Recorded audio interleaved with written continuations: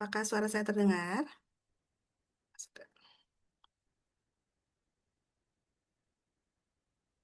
Hmm.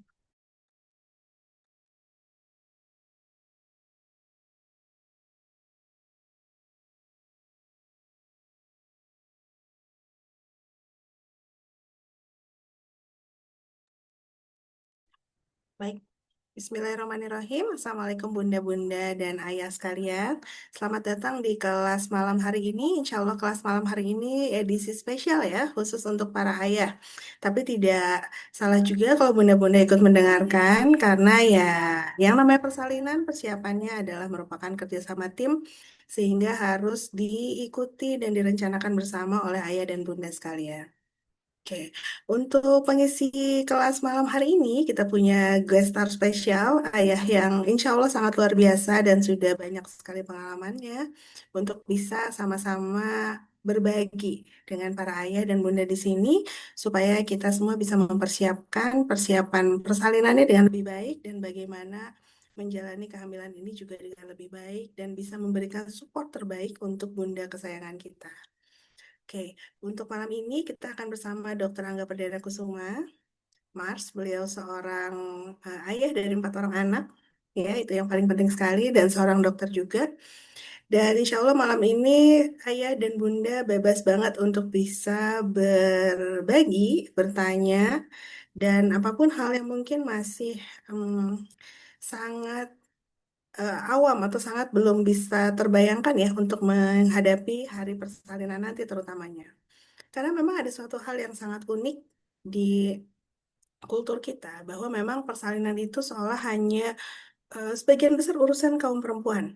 Ya, jadi kita bisa secara tidak sadar misalnya nih ya, pada saat ada seorang ibu hamil berjumpa dengan perempuan lain gitu atau dengan ibu lain, biasanya akan otomatis para ibu-ibu dan perempuan ini akan menyapa gitu dan kemudian menyapa ibu hamilnya, "Hai sayang, iya, hamilnya berapa minggu sekarang, gimana persiapan persalinannya?" Dan itu segala macam tips and trik tentang kehamilan dan persalinan itu bakal langsung meluncur begitu saja ya dari setiap ibu yang berjumpa dengan ibu hamil. Tapi memang kalau untuk para ayah, bisa jadi mengenai hamil dan persalinan ini merupakan suatu topik yang jarang banget dibicarakan. Karena bisa dibilang jarang banget ya ada ayah yang misalnya lagi istrinya sedang hamil gitu, lalu berjumpa dengan ayah lain, atau bahkan dengan ayah kandungnya sendiri gitu mungkin. Jarang sekali mengajak berbincang tentang anak laki-lakinya, bagaimana tips dan trik menghadapi kehamilan dan mendampingi persalinan istri. Ya, jadi mungkin untuk para ayah bisa dibilang topik mengenai kehamilan persalinan ini memang suatu hal yang baru dan betul-betul harus dipelajari mulai dari nol. Jadi mudah-mudahan kelas kita hari ini bisa menjadi langkah awal untuk para ayah semangat lagi, semakin semangat untuk belajar mendampingi istrinya yang sedang hamil dan menyambut persalinan putra dan putrinya kelak.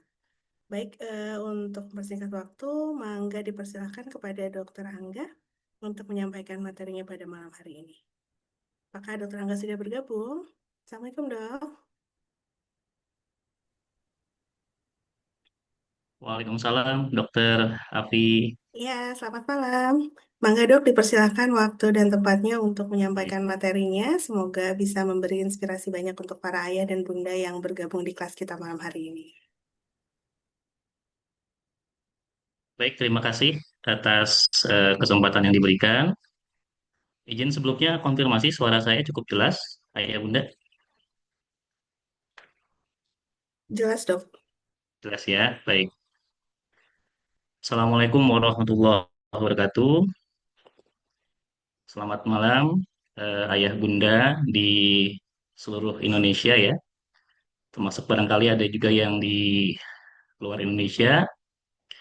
Eh, Sebelumnya saya izin share screen dulu ya, materi yang nanti kita akan diskusikan bersama.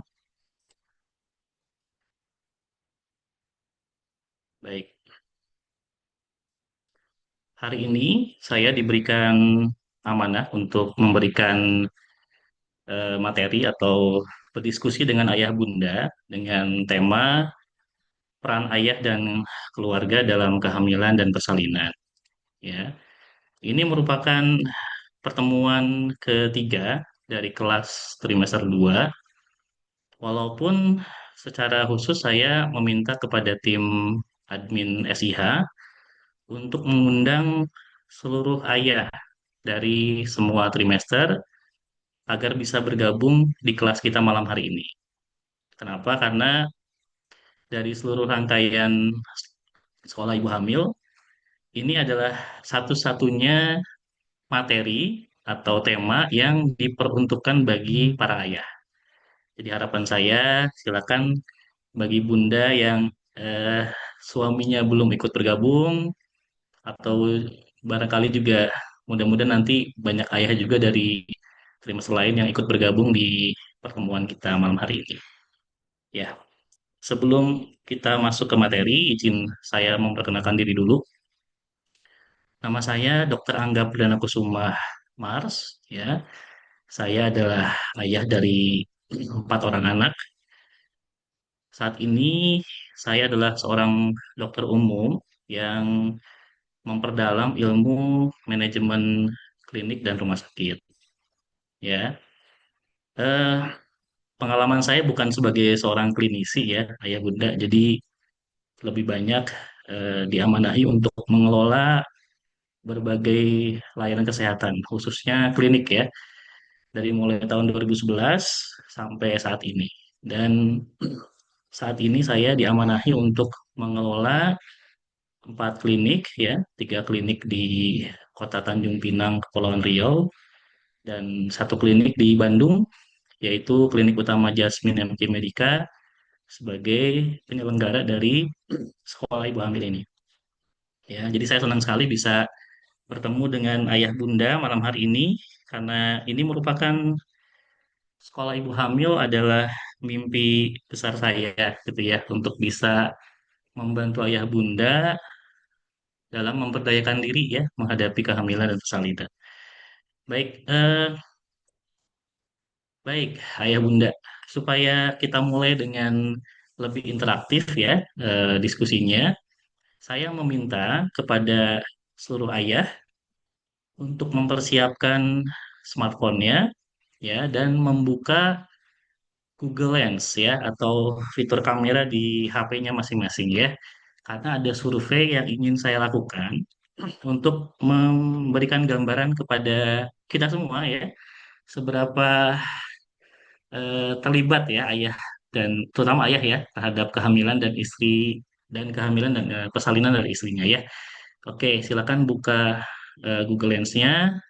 Ada survei kecil yang ingin saya eh, berikan ya. Baik,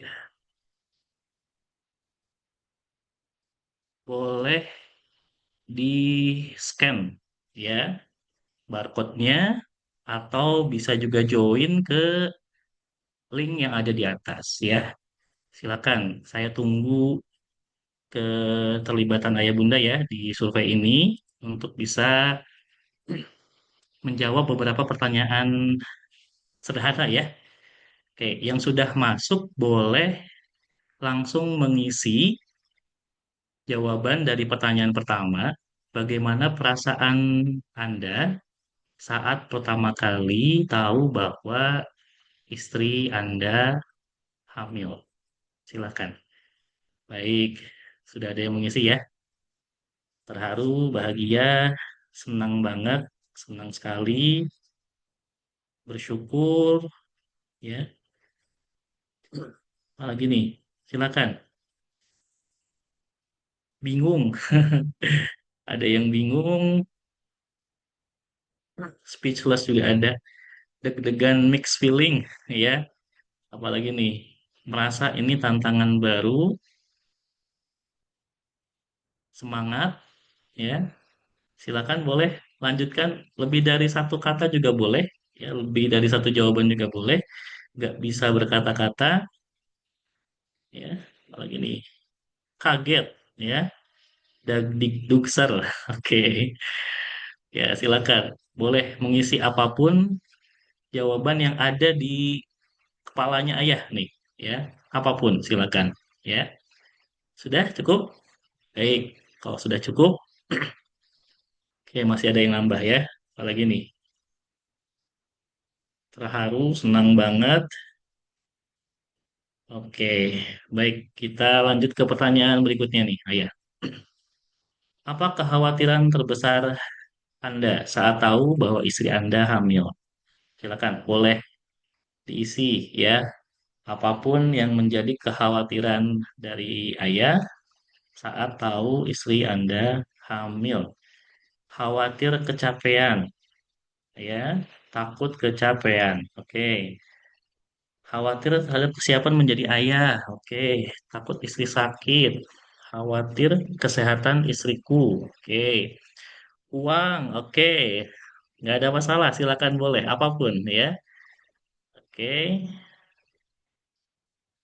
Kesiapan menjadi ayah salah dalam treatment. Takut kurang gizi. Oke. Oke. Tanggung jawab. Kestabilan emosi. Ya. Mental. Apalagi silakan. Capek. Ekonomi. Ya. Silakan. Ada lagi nih. Kesehatan bayi. Ya. Khawatir istri belum siap. Oh, lebih khawatir istri belum siap ya. Apakah ayah sudah siap?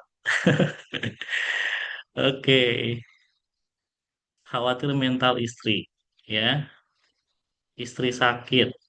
Oke, mood swing istri. Oke, sudah ada yang mengalami ya. Mood swing istri ya. Baik, perkembangan baik. Oke, pertanyaan terakhir ya.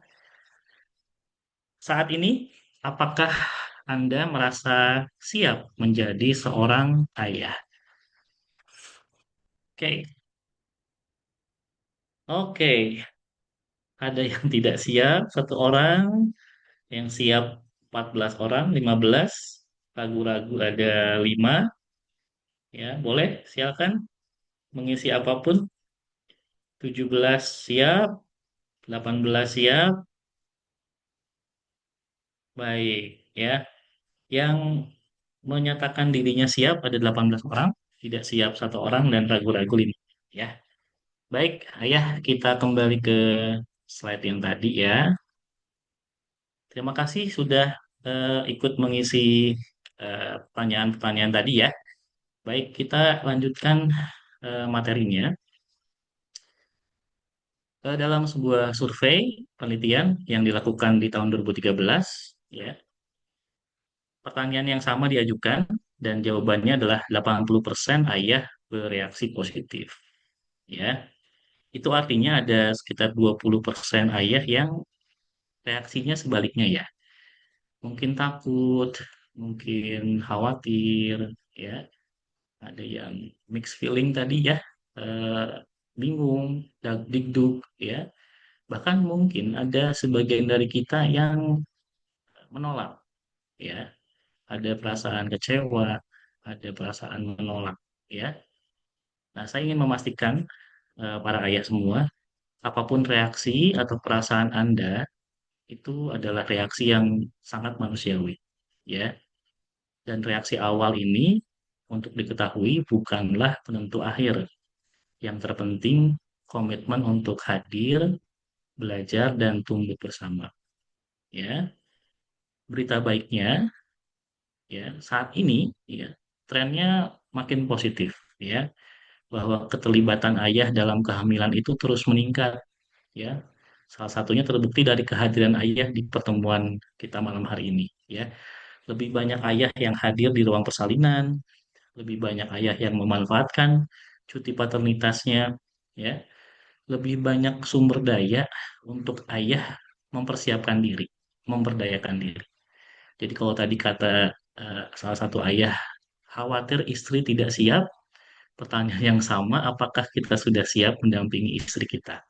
Ya, dan sumber dayanya banyak ya. Salah satunya ya ini, ya, grup pregnancy circle dengan program sekolah ibu hamilnya yang kita berikan secara gratis untuk ayah bunda, tolong dimanfaatkan sebagai bentuk pemberdayaan diri. Ya, stigma juga berkurang terhadap ayah yang hadir atau terlibat ya. Stigmanya makin ke arah positif gitu ya. Dan media sosial juga membantu menormalisasi kondisi ini ya. Jadi bersyukur kita hidup di era sekarang ya. Nah, ketika kita pertama kali mendengar dari istri kita bahwa tes pack-nya muncul dua garis merah, ya, yang ada dalam kepala kita itu kita lihat nih, apa reaksi istri kita, ya, apakah dia senang, apakah dia sedih, apakah dia kaget, bingung, dan seterusnya. Lalu juga kita melihat reaksi kita seperti apa mendengar berita tersebut ya. Muncul satu pertanyaan besar, bisakah saya menjadi ayah yang baik? Ya. Nah, oleh karena itu hari ini ayah ya, terutama ayah ya, hari ini kita akan bicarakan tiga hal. Yang pertama adalah peran Anda, yang kedua persiapan Anda, dan yang ketiga adalah rencana Anda. Ya, ini bukan ceramah, bukan juga eh, materi satu arah ya. Ini obrolan, percakapan ya, seperti layaknya obrolan para ayah di tempat tongkrongan ya. Karena ini merupakan sharing dari ayah untuk calon ayah atau ayah lainnya ya. Jadi kita bikin pertemuan malam ini lebih santai aja ya, seperti di tongkrongan. Oke, kita coba buat dulu sebuah ilustrasi ya. Ini ada cerita fiktif nih, tapi realitanya menggambarkan kondisi yang akan ayah akan hadapi ya, ayah dan bunda hadapi ketika nanti saat persalinan itu tiba, ya, saat kehamilan dan persalinan itu tiba. Seorang ayah bernama Dika, ya, seorang laki-laki bernama Dika, usia 30 tahun, ya, dia adalah programmer, hidupnya serba digital, ya, orangnya sangat logik, ya, dan terukur, ya, tipikal bapak-bapak lah ya. Sampai suatu ketika istrinya nih, Maya, bilang, Mas, aku telat, ya. Ternyata tes packnya positif, ya. Setiap ayah, termasuk Dika di sini, biasanya langsung masuk ke mode menghitung biaya, ya. Tadi soal ekonomi, soal uang, riset perlengkapan yang dibutuhkan untuk nanti kehamilan dan persalinan, ya. Sampai googling juga bagaimana cara menjadi ayah yang baik, ya. Atau mungkin sebagian dari kita ya seperti Dika ini langsung membuat Excel spreadsheet ya untuk menghitung semua kebutuhan yang diperlukan dalam persiapan kehamilan dan persalinan. Ya. Sementara Maya, sisi lain ya di Maya sendiri ini istrinya minggu pertama dia mual muntah setiap pagi. Ya, sedangkan Dikanya nih masih sibuk dengan Excelnya tadi. Minggu kedua Maya nangis-nangis tanpa alasan. Hormonnya naik turun. Dika masih nyari-nyari stroller yang baik ya, yang bagus. Minggu ketiga, Maya bilang sambil nangis, aku ngerasa sendiri ya, ya. Dikanya kaget, kok bisa? Aku kan di sini, ya. Secara fisik Dika ada di sini, tapi kok dibilang nggak nemenin atau istrinya ngerasa sendirian gitu ya. Aku kan sudah meriset semuanya nih, mempersiapkan semuanya. Aku sudah siap. Nah, Maya menjawab, kamu siap, tapi kamu tidak hadir. Ya, jadi ayah planning itu penting ya, tapi kehadiran kita itu segalanya untuk istri kita. Itu yang paling penting ya. Oke, kita lanjut nih. Kita harus jujur, ayah ya, bahwa ketika istri kita ini hamil, ya, di dalam tubuhnya itu sebetulnya terjadi peperangan, ya, peperangan yang terjadi dalam tubuhnya. Terjadi banyak perubahan fisik yang dialami oleh istri Anda, ya. Volume darahnya meningkat 50%, ya. Jantungnya bekerja 1,5 kali lebih keras. Semua organ-organnya bergeser, ya. Rahim yang ukurannya awalnya sekecil itu menjadi membesar 500 kali lipat, mendorong organ-organ yang lain, ya. Mendorong organ-organ yang lain. Hormon di tubuhnya pun naik turun, ya, naik kayak roller coaster ya. Apa hasilnya? Hasilnya yang terjadi adalah banyak sekali keluhan yang dirasakan oleh istri kita ya. Mual dan muntah itu dialami oleh 70 sampai 94% ibu hamil ya. PAK ya sampai harus terbangun 5 kali dalam semalam. Itu dialami lebih dari 90% ibu hamil. Kelelahan ekstrim 98%. Nyeri punggung 60%. Gangguan tidur 80%. Ya. Coba tanyakan ke istri Anda di sebelah Anda ya. Benar nggak yang dialamin ini ya? Dirasakan juga nggak oleh istri Anda? Saya yakin sebagian besar mengatakan iya. Ya. Oke. Nah, sayangnya ya, penelitian lain juga menunjukkan bahwa ada fenomena missing father, ya, bahwa hanya 62% ayah hadir saat konfirmasi kehamilan pada saat visit pertama untuk memastikan kehamilan.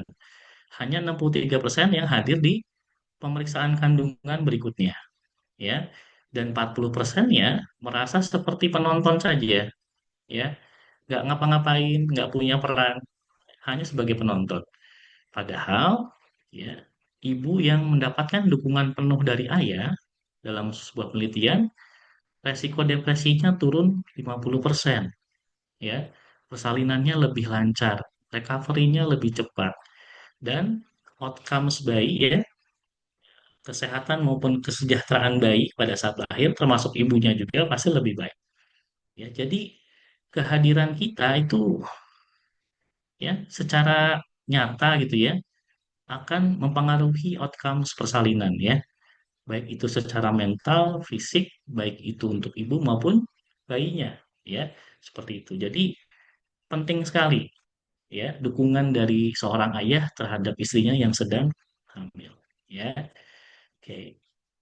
Nah, obrolan ini tentang Anda ya, tentang kita nih, ya, tanpa perlu angkat tangan, cukup renungkan, ya, cukup renungkan dalam diri kita berapa yang merasa takut tidak bisa menjadi ayah yang baik, ya. Berapa yang bingung harus mulai dari mana? Berapa yang khawatir soal uang? Tadi ada ya yang jauh soal ekonomi, soal uang. Berapa yang takut hubungan dengan istrinya berubah? Kalau Anda merasa salah satunya atau bahkan semuanya itu normal ya, ya, itu normal. Saya merasakan begitu bahkan sampai kehamilan keempat istri saya, ya. Setiap ayah yang saya tahu pun merasakan begitu. Ya, jadi bukan hal yang aneh kalau misalkan ayah merasakan salah satu atau bahkan semua ya hal tersebut ya. Oke. Nah, kita akan coba masuk ke dalam perannya kita nih sebagai seorang suami ya yang melihat istrinya hamil. Ada 3 pilar fatherhood yang masa kini ya, keberadaan seorang ayah di era masa kini. Pilar pertama yang penting untuk dilakukan oleh kita nih, peran yang penting untuk dilakukan oleh kita adalah jadilah partner dari istri Anda bukan sebagai helper, ya. Kenapa harus jadi partner? Karena ada perbedaan signifikan antara hanya sekedar helper atau menjadi partner. Helper itu ya selalu mulai dengan pertanyaan, mau aku bantuin? Ya, dia sifatnya pasif, nunggu disuruh, ya, dan sebatas membantu saja, ya, karena menganggap bahwa tanggung jawab itu adalah tanggung jawab istri Anda, ya, terutama ketika menghadapi pekerjaan yang ada di rumah, ya, itu pekerjaan istri kita cuma bantu doang, nah, itulah helper. Sedangkan partner, ya, partner itu punya inisiatif, tidak perlu nunggu disuruh, dia proaktif mengetahui apa yang dibutuhkan oleh istri Anda. Karena dia merasa bahwa tanggung jawabnya setara, ya. Ini adalah kehamilan kita, ya, bukan kehamilan istri Anda. Ini juga bayi kita, bukan hanya bayi istri Anda, ya. Yang pertama, jadilah partner bukan sebagai helper. Yang kedua, pilar yang kedua adalah ya, kehamilan itu diibaratkan sebuah pertandingan olahraga, ya. Tidak akan ada kemenangan kalau tim olahraganya tidak kompak, ya. Jadi ini kehamilan ini bukan perjalanannya dia saja, istri Anda saja, Tapi ini adalah perjalanan kita bersama. Mindset ini yang harus kita pegang ya. Kita harus punya kerjasama yang baik dengan istri kita. Apa bentuk dukungan yang bisa kita lakukan sebagai seorang suami ya? Yang pertama adalah dukungan emosional. Ya, tugas kita itu hanya mendengarkan, ya, tanpa perlu membantah, tanpa perlu membenarkan, cukup dengarkan apa yang menjadi keluh kesah istri kita. Seringkali, ya, silakan nanti dikomentari sama istri Anda ya, keluh kesah yang disampaikan istri itu bukan untuk dicarikan solusi atau jawabannya. Yang mereka mintakan hanya kita ini mendengarkan dengan baik apa yang menjadi keluh kesahnya mereka. Cukup itu sebetulnya yang dibutuhkan. Ya. Yang kedua adalah memvalidasi perasaannya. Ketika dia mengeluhkan sesuatu, ya kita memvalidasi, mengiyakan, memang betul apa yang ia rasakan. Ya, tidak perlu dibantah, tidak perlu dibilang bahwa ah kamu mah lemah baru segitu aja. Nah itu, ya. Kalimat-kalimat begitu tolong dihindari, ya. Validasikan perasaan yang dialami oleh istri Anda, ya. Berikan juga keyakinan ke dia, ya, bahwa kita ini akan baik-baik saja karena saya ada di samping dia. Ya, kamu akan baik-baik saja, kamu dan bayimu akan baik-baik saja karena aku ada di samping kamu. Gitu ya. Jadilah ketenangannya di saat badai datang nih ya. Apalagi saat hormon naik turun, moodnya gampang berubah, emosional ya. Nggak perlu ikut emosional, nggak perlu ikut heboh. Jadilah ketenangan di saat badai emosi istri Anda tuh datang ya. Oke, yang kedua, dukungan secara fisik nih ya. Ambil alih 70 sampai 80% pekerjaan rumah. Wah, kok banyak banget ya? Banyak memang, ya. Kalau nggak sanggup, cari bantuan, ya. Cari bantuan.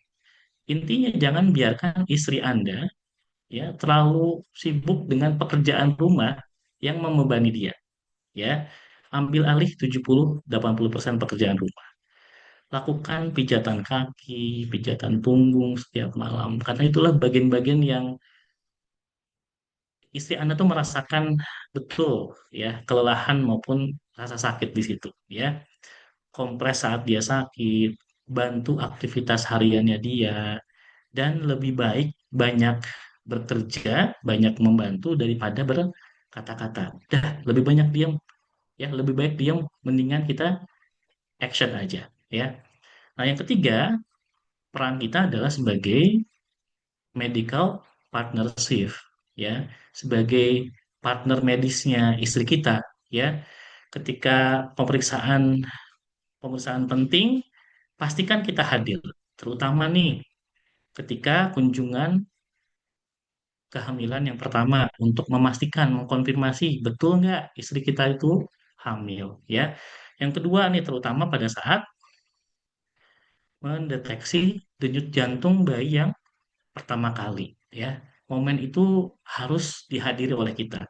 Yang ketiga adalah pada saat melakukan anatomi scan, ya. Biasanya di usia kehamilan trimester 2 dilakukan anatomi scan untuk memastikan secara detail kondisi bayi, ya. Bantu untuk menyampaikan pertanyaan ke dokter. Seringkali istri kita itu sudah ngelis banyak pertanyaan sebelum masuk ke ruangan konsultasi, pas di dalam lupa, ya. Pastikan kita membantu untuk menanyakan hal-hal yang perlu diketahui oleh istri kita jika dia lupa untuk menyampaikan, ya.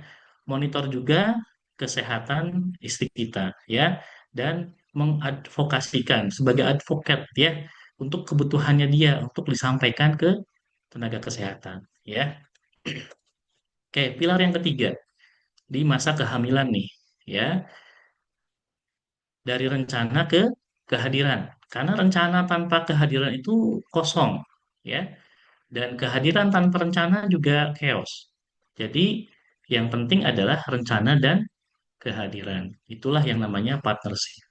Ya, di trimester satu nih, bagi ayah yang istrinya masih di trimester satu, mode kita nih mode support. Kenapa? Karena dalam kondisi trimester satu, istri kita itu kondisinya paling menderita, ya, mual, lelah, ya, cemas, gitu ya. Banyak sekali perubahan yang terjadi dalam tubuh istri Anda, ya. Akan sangat berbeda sekali apa yang dia rasakan sebelum dan sesudah hamil, ya. Apa tugas kita? Maksimalkan support-support tadi, ya. Dukungan-dukungan yang tadi dijelaskan di pilar pertama, maksimalkan, ya. Kurangi bebannya, ya. Dan milestone-nya adalah tadi, yang penting jangan sampai eh, pemeriksaan USG pertama itu jangan sampai lewat, ya. Itu di trimester satu, ya. Trimester 2 itu modenya mode bonding, ya. Kenapa? Karena biasanya istri Anda sudah mulai merasakan kondisi tubuhnya lebih baik, ya, energinya kembali, dia sudah bisa beraktivitas walaupun tidak sama ya seperti sebelum hamil, ya. Karena badannya sudah lebih enakan, ya, mual muntahnya sudah jauh berkurang, kelelahan juga sudah mulai banyak berkurang, ya. Tugas Anda adalah quality time, ya. Rasakan tuh tendangan bayi tuh, ya, karena sudah mulai terasa, ya, tendangan bayi, ya. Bicara ke bayi kita, ajak ngobrol, perkenalkan kalau ini adalah ayahnya, ya. Dan milestone yang jangan sampai lewat adalah tadi yang saya bilang anatomi scan di trimester 2 ini, ya. Trimester 3 itu sudah mode persiapan nih, ya. Karena kondisi istri Anda tuh sudah mulai kembali tidak nyaman, ya, terutama sudah mulai merasakan kekhawatiran atau ketakutan dalam menghadapi persalinan, ya, karena waktunya sudah sebentar lagi, ya. Tugas Anda, ya, intensif dalam mempersiapkan segala sesuatu nih, nyiapin birth plan, ya, nyiapin hospital bag-nya, sudah merencanakan nanti akan menuju rumah sakit lewat jalur mana, ya. Dan jangan lupa juga adalah mempersiapkan finansial, ya. Milestone yang nggak boleh lewat itu adalah kalau sudah masuk minggu ke-37, nah itu sudah on call mode, ya. Sudah harus on call 24 jam. Sudah harus bersiap kapanpun bayi Anda akan dilahirkan, ya. Oke, selanjutnya nih. Oke, ini kembali ke ilustrasinya Dika dan Maya tadi, ya. Ini malam yang panjang. Pukul 2.47 pagi, Dika terbangun karena Maya menggenggam tangannya keras-keras. Mas, ini beneran. Kontraksinya sudah 5 menit sekali dan sudah berlangsung selama 1 jam. Sudah waktunya berangkat ke rumah sakit. Ya, waktu cepat berlalu, 18 jam kemudian, Dika belum sempat tidur. Ya, makan juga belum benar. Tapi dia hadir, ya, membantu istrinya untuk menghitung kontraksi, ya, memimpin nafas, ya, menghitung 1, 2, 3, 4 nafas itu, ya, keluarkan dan seterusnya, ya. Lalu melakukan counter pressure di punggungnya Maya, ya, memberikan asupan makanan, minuman, ya, hidrasi, ya, melakukan kompres, pijat, eye contact dengan mengatakan bahwa kamu bisa, ya, dengan mendukung Maya mengatakan kamu bisa. Nah, fase mendekati pembukaan lengkap nih, fase transisi. Mayanya teriak, aku nggak kuat lagi, ya. Dika air matanya pun berlinang sambil megang wajahnya Maya, ya. Lihat aku, kamu bisa, kamu pasti bisa, ya. Dukungannya Dika masih terus berlanjut. Sampai akhirnya jam 12 malam muncullah tangisan. Bayi itu lahir, Dika ikut memotong tali pusat, diserahkannya ke dada Maya untuk melakukan IMD, ya. Dikanya menangis. Saat itulah dia menyadari bahwa dia bukan seorang Dika lagi, ya. Dia sudah menjadi seorang ayah, ya. Oke. Nah, dalam tahapan persiapan persalinan nih ayah, ya, ayah harus tahu betul kapan waktu yang tepat membawa istri ke fasilitas kesehatan. Ya, ada rules namanya 511. Ya, saya sih berasumsi ayah sudah tahu, ya, 511 ini apa, ya, karena harusnya sudah dijelaskan di kelas-kelas yang lain, ya. Pahami juga kala persalinan, ya. Kala satu, kala pembukaan itu apa, ya. Dari mulai pembukaan itu terjadi, ya, dari mulai apa terjadi pembukaan awal sampai pembukaan lengkap ya. Kala 2 pada saat bayi lahir, kala 3 saat plasenta lahir, dan kala 4 saat 2 jam setelah plasenta lahir ya. Nah, apa peran kita di ruang bersalin ya? Banyak nih. Nanti saya jelasin detail satu persatu ya. Tapi intinya yang pertama, Anda itu berperan sebagai seorang coach, sebagai seorang pelatih ya. Seorang pelatih membantu atletnya nih, membantu istrinya untuk bernafas, berhitung, ya, positioning ya, memposisikan posisi yang nyaman untuk istrinya melahirkan ya. Sebagai advokat juga ya, menyampaikan aspirasinya istri ya kepada tenaga kesehatan ya, menyampaikan pertanyaan ya, menjaga juga harapan ya. Kalau tadi sudah punya birth plan, sampaikan, komunikasikan rencana-rencana yang sudah disusun itu kepada dokter dan tenaga kesehatan lainnya. Comforter ya, dia bantu untuk memberikan sentuhan fisik, dukungan emosional, ya, kehadirannya dia di ruang bersalin sebagai comforter. Koordinator, ya, eh, memanage logistik, ya, mulai dari ambience ruangannya, ya, mulai dari pencahayaan, ya, hidrasinya, ya, masalah timing, ya, dan yang terakhir adalah witness sebagai saksi juga, ya. Abadikan momen persalinan itu sebagai pengingat, sebagai dokumentasi ya, untuk satu saat nanti bisa dikenal ya. Oke, kita coba perjelas. Tadi kala 1 ya, fase pembukaan. Biasanya dibagi dua tahapan tuh. Ada yang namanya fase laten atau fase awal ya. Eh, yang berikutnya adalah fase aktif ya, dan yang terakhir adalah fase transisi ya. Di fase awal nih, pembukaan 1 sampai 4 ya. Fase laten kalau bahasa lainnya ya. Biasanya kontraksinya sudah mulai teratur, tapi masih ringan, ya. Istri masih bisa bicara dengan tenang, ya, masih bisa tersenyum. Bahkan beberapa kondisi, terutama pada primigavida namanya ya, ibu yang hamil pertama kali itu di fase ini bisa sampai berhari-hari, ya, berjam-jam, berhari-hari, bahkan berminggu-minggu ya di fase laten ini. Jadi jangan buru-buru dibawa ke rumah sakit kalau masih dalam kondisi fase laten. Ya, mungkin kita nggak bisa lihat dengan melakukan cek pembukaan sendiri ya, tapi bisa melihat dari tanda-tandanya. Ya, tugas kita nih sebagai ayah apa saja? Tetap tenang dan optimis. Ya, hitung kontraksinya. Ya, apakah sudah masuk ke rules 511 tadi? Ya, bantu istri tetap bergerak. Ya, tetap aktif, jalan, ganti posisi. Ya, di rumah ada bertimbol gitu ya, ajak istri untuk tetap bergerak ya. Lalu berikutnya adalah berikan makanan ringan dan banyak air minum. Ya, pastikan hidrasinya, pastikan kalorinya, energinya itu tetap terjaga. Ya. Lalu terakhir adalah siapkan tas dan dokumen untuk dibawa ke rumah sakit. Nah, masuk ke fase aktif. Ya, fase aktif di kala 1. Biasanya mulai dari pembukaan keempat sampai ke pembukaan 8 cm ya. Tandanya apa? Kontraksinya makin kuat, makin sering ya. Kisaran 3 sampai 5 menit sekali nih, dengan durasi bisa 1 menit lebih bahkan ya. Istri biasanya sudah mukanya udah beda. Tidak seperti sebelumnya yang masih bisa tersenyum, ini udah lebih serius dan sudah lebih fokus. Tugas ayah apa? Nah, ini fase kritik ya, kritikal ya, fase kritisnya. Pandu relaksasi ya, pandu relaksasi. Nah, ayah harus belajar nih ya, melakukan relaksasi maksimal, deep relaxation ya, untuk bisa memandunya kepada istri kita nih. Bagaimana cara melakukan relaksasi mendalam ya.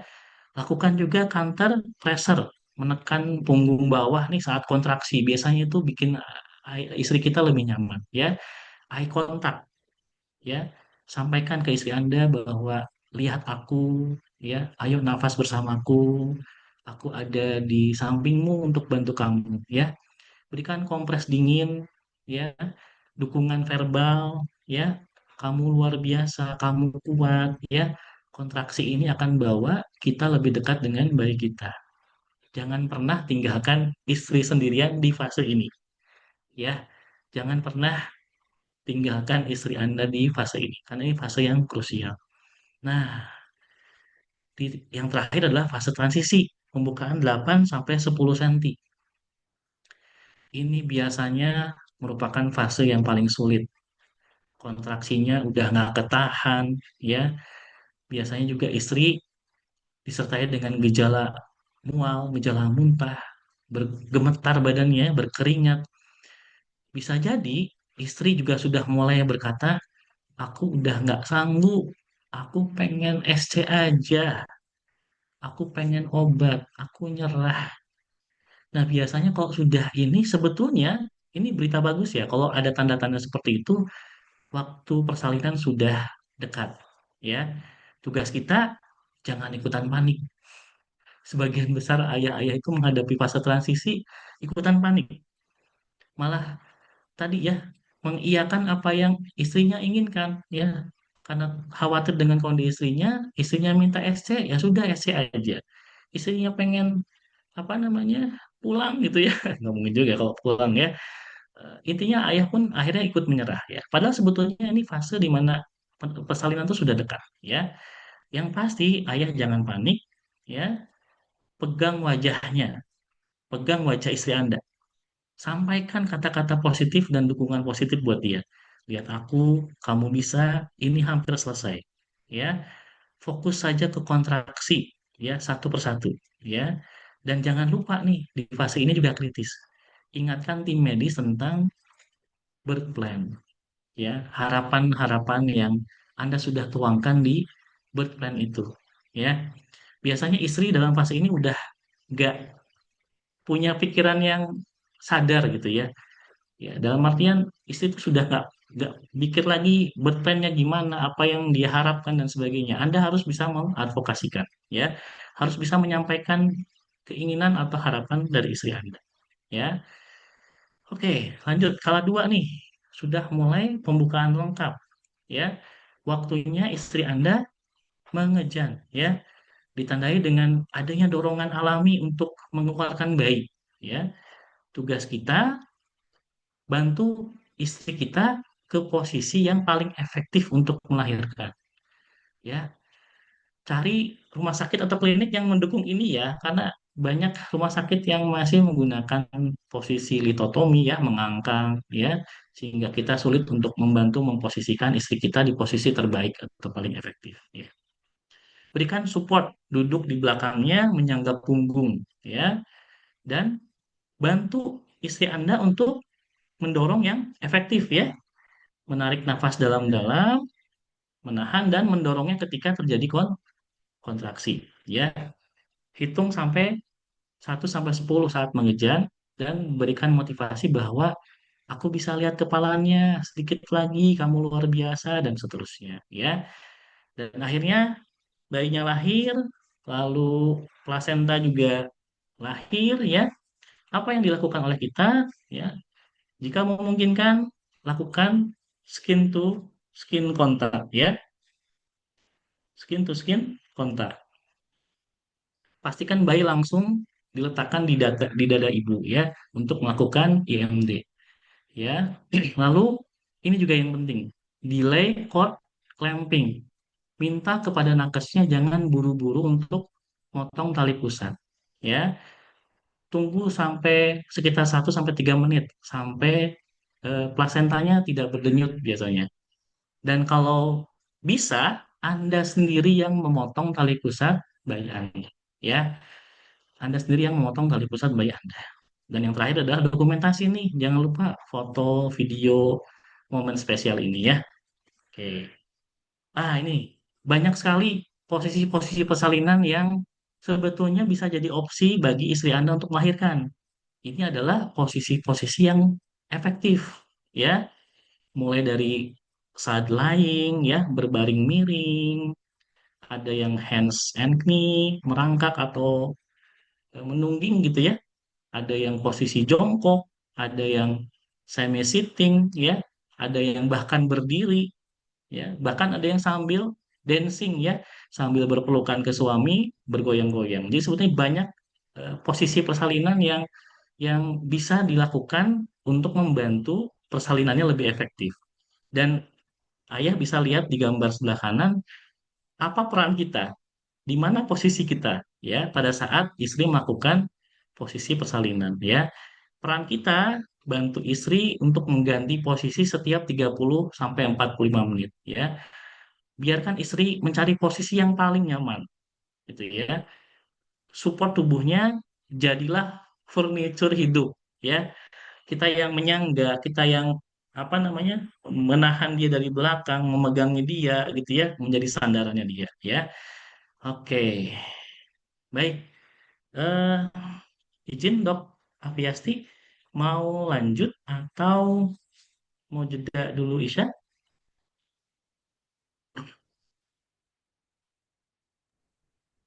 Boleh kita jeda dulu Isya ya. Nanti kita ketemu lagi Oke. 15 menit lagi di 19.45 ya, Ayah Bunda ya.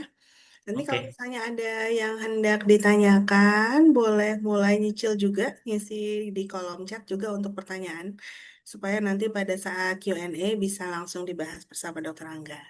Oke, kita istirahat dulu 15 menit hingga pukul 19.45. Mangga silakan menunaikan ibadah sholat Isya. Terima kasih Ayah dan Bunda dan Dokter. Oke.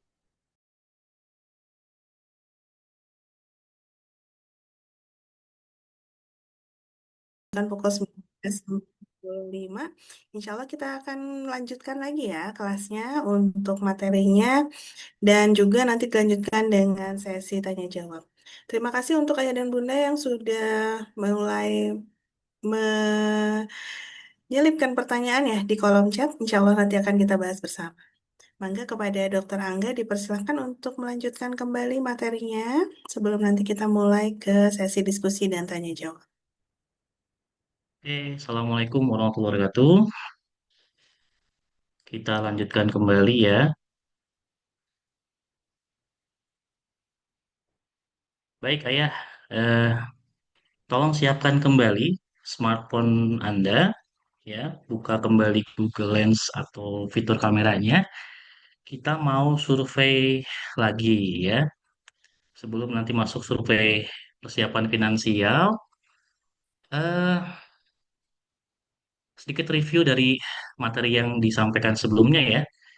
Kalau kita melihat begitu besarnya peran dari seorang ayah dalam mendampingi kehamilan dan persalinan istri kita, pertanyaan besarnya apa yang sudah kita persiapkan ya agar peran itu bisa optimal dijalankan ya.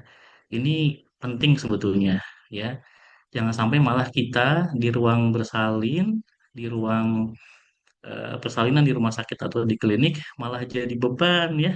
Jangan sampai seperti itu ya. Harus bisa berperan optimal ya. Salah satu caranya dengan memberdayakan diri, tidak hanya mengikuti kelas malam hari ini, tapi juga kelas-kelas yang lain atau mungkin persiapan yang lain yang bisa ya ikuti di tempat lain ya. Oke, kita coba kembali ke smartphone ayah masing-masing ya. Silakan kita lakukan survei kecil dulu ya untuk sedikit mengevaluasi dari materi yang tadi disampaikan nih. Boleh kembali scan barcode-nya dan mulai menjawab pertanyaan yang ada di layar nih ya. Bisa juga masuk lewat link websitenya ya. Boleh yang sudah masuk langsung mengisi pertanyaan pertama. Selain kelas hari ini, pernahkah ayah mengikuti kelas reguler di sekolah ibu hamil mendampingi bunda? Oke, kita absen nih. Oke, waduh, belum ada yang ngisi pernah. Oke, ada dua orang. Alhamdulillah ya. Tiga orang, empat orang. Oke. Wah, banyak yang belum pernah ya. Sudah 16 nih. Oke, silakan. Masih ditunggu nih jawabannya ya. 17 orang belum pernah. Ya, 5 orang pernah. Oke. 18 orang belum pernah ya. Oke. Oke, 21 orang belum pernah, 6 orang pernah ya. Wah, oke. Mayoritas belum pernah mengikuti kelas reguler lainnya selain kelas hari ini ya. Nah, ini penting nih, Ayah ya. Kita nggak akan bisa membantu secara optimal jika kita sendiri tidak memberdayakan diri ya. Kalau kita nggak paham yang namanya kala satu, kala dua, tiga, empat ya, nggak mungkin kita bisa berperan optimal. Nggak mungkin kita bisa jadi coach, ya nggak mungkin kita bisa jadi comforter, apalagi sebagai advokat ya. Advokat itu harus paham betul ya. Jangan sampai ini banyak terjadi ya ketika misal ya di saat proses persalinan tiba-tiba dokter mengatakan bahwa istri Anda harus SC ya, di saat misalkan tadi istri sudah nggak nggak bisa fokus ya, udah nggak bisa ditanya ya, terus tiba-tiba dokter bilang, Bapak ini istrinya harus di SC ya, terus bapaknya nggak ngerti apa-apa, nggak tahu apa-apa ya, yang terjadi adalah akhirnya mengikuti apa yang diminta oleh dokter tanpa mengetahui alasan sebenarnya ya, akhirnya seperti itu ya. Jadi sangat sekali direkomendasikan kepada ayah untuk nanti bisa mengikuti kelas reguler berikutnya ya. Kayak pertanyaan selanjutnya nih. Menurut ayah, pentingkah mengikuti kelas SIH ini sebagai bekal mendampingi bunda melahirkan? Setelah tadi melihat dan mendengarkan penjelasan, ya, nanti kita akan banyak berdiskusi di belakang. Menurut ayah penting nggak sih? Ya, jangan-jangan, nggak penting. Ini sih urusan istri kita aja yang mau melahirkan, kenapa kita yang harus repot gitu ya? Nah, barangkali ada yang seperti itu. Oke, semuanya menjawab penting ya. Oke, kalau ada yang jawab tidak penting nanti dicubit sama istrinya ya. Oke, lanjut pertanyaan ketiga nih. Ya, jika ada kelas SIH batch 4 ya, kita sudah masuk ke batch 3 nih saat ini. Ya, kalau ada yang batch 4 nih, kira-kira ayah mau ikut nggak nih? Ya, dampingin bunda. Oke, oke, hadir ya. Mantap ya. Oke, nanti tolong eh, diingetin sama bundanya ya. Kalau misalkan ayahnya lupa atau kok kelihatan kok males-malesan ikutnya, cubit aja. Pernah janji dulu akan hadir ya. Oke, baik ayah. Kita lanjut ke eh, survei yang ketiga ya. Tadi yang kedua ini yang ketiga nih. Sebelum kita masuk ke materi soal persiapan finansial. Ya, tadi sudah ada yang tanya juga tuh hitung-hitungannya gimana nih kalau mau melahirkan bayi ya. Oke, sebentar. Pertanyaannya pertama dulu. Oke, silakan kembali masuk ke eh, barcode-nya ya, atau ke link yang ada di website. Boleh masuk kembali, Ayah? Silakan. Oke, pertanyaannya boleh langsung dijawab nih yang sudah masuk. Apakah Anda sudah menyiapkan rencana keuangan untuk kehamilan dan persalinan istri Anda? Oke, apakah sudah mempersiapkan? Oke, kita lihat mana yang lebih banyak nih yang jawab sudah mempersiapkan atau belum ya. Oke, kita lihat. Oke, 12 orang mengatakan ya dan 7 orang mengatakan tidak ya. Baik, kita lanjut pertanyaan yang kedua nih. Apakah Anda memiliki satu atau lebih asuransi kesehatan termasuk BPJS Kesehatan? Silakan, ada yang mungkin jawab tidak, ada yang mungkin BPJS saja, ada yang mungkin asuransi swasta saja, atau mungkin ada yang keduanya ya. Silakan. Oke, sebagian besar minimal punya BPJS saja ya, 19 orang, dan ditambah dengan asuransi swasta ada 4 orang ya. Oke, 20. Oke, tidak ada yang menjawab tidak memiliki ya, minimal punya BPJS Kesehatan. Oke, pertanyaan terakhir. Oke, ayah merencanakan mau pakai penjamin apa nih ya untuk biaya kehamilan dan persalinannya? Apakah mau pakai umum, mau pakai BPJS atau asuransi swasta? Silakan. Oke, mayoritas mau pakai BPJS Kesehatan ya. Ada yang umum atau mandiri dan lebih sedikit yang asuransi ya. Baik. Oke, mayoritasnya di BPJS Kesehatan. Oke, Ayah, terima kasih ya. Kita lanjut ke materi tentang persiapan finansial ya. Nah, saya mau ngasih tebak-tebakan nih ya. Ah, oke, ini adalah ini ceritanya real ya.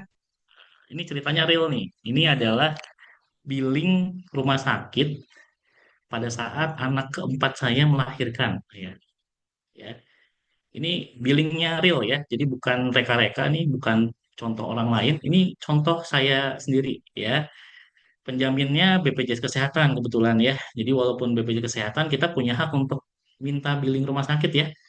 Nah, coba boleh tulis di kolom komentar. Ini baru halaman pertama nih ya dari 26 halaman. Kira-kira kalau saya nggak pakai BPJS nih, ayah, ya, berapa total biaya yang harus saya keluarkan? Coba silakan. Ada yang berani untuk menebak? Oke, boleh sebutkan angka berapapun yang ayah, berapapun angka yang ayah perkirakan harus saya keluarkan kalau saya menggunakan mandiri ya. Kalau pakai uang sendiri kira-kira berapa nih gitu ya? Oke, 30 juta. Oke, ada lagi? 10 juta. Baik. Apa lagi? Boleh silakan. Bebas menyebutkan angka ya.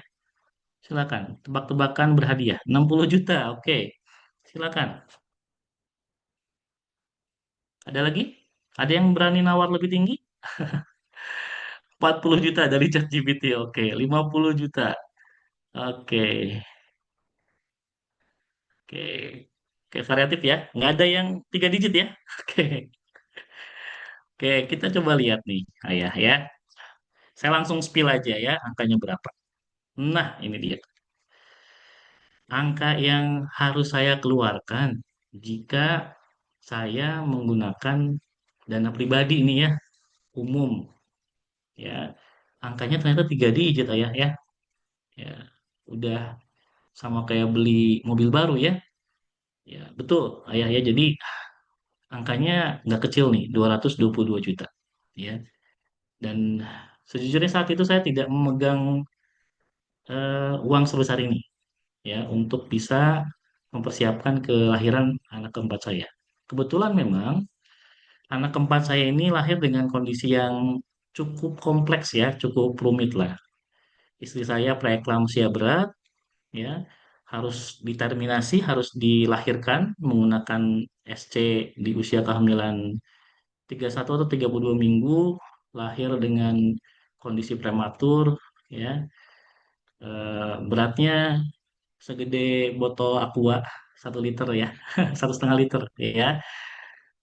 Di NICU-nya pun hampir 40 hari ya, di NICU-nya 40 hari, selama di NICU juga mengalami perforasi usus ya, harus operasi 3 kali seingat saya, termasuk juga retinopati of prematurity ya, jadi kelainan mata pada bayi prematur ya. Jadi nilainya luar biasa besar. Seringkali ayah, walaupun kita melihat istri kita ini kehamilannya baik gitu ya, kondisinya sehat ya, eh, sampai akhir kehamilan juga begitu. Terkadang beberapa kasus, beberapa kondisi keadaannya berubah ya. Ya, memang kehamilan persalinan ini seringkali juga tidak terprediksi endingnya seperti apa. Ya, jadi pesan saya nih sebelum kita bahas lebih lanjut tentang finansial, persiapkan dengan kondisi paling buruk yang mungkin terjadi.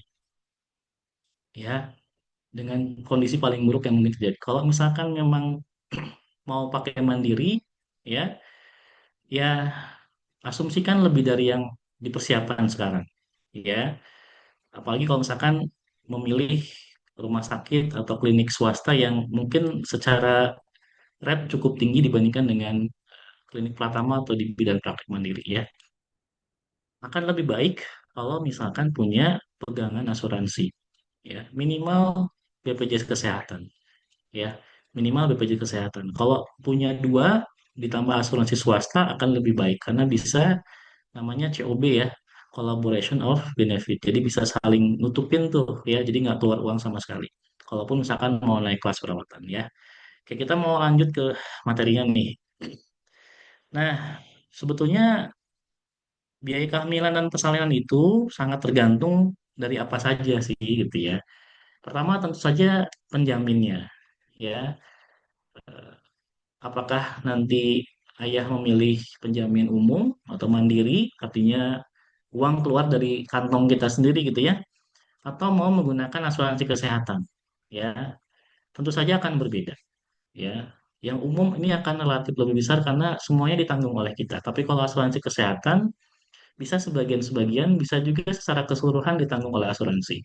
Ya, yang kedua tergantung juga di fasilitas kesehatan mana ayah akan membawa ibu untuk melahirkan. Ya, opsinya banyak ya kalau sekarang. Kalau kehamilannya beresiko rendah, ya tidak ada penyulit, ya kondisi janin sama ibunya sehat, memilih opsi melahirkan di bidan, di klinik Pratama, ya atau di puskesmas itu memungkinkan. Ya, yang penting tadi birth plan-nya harus matang tuh.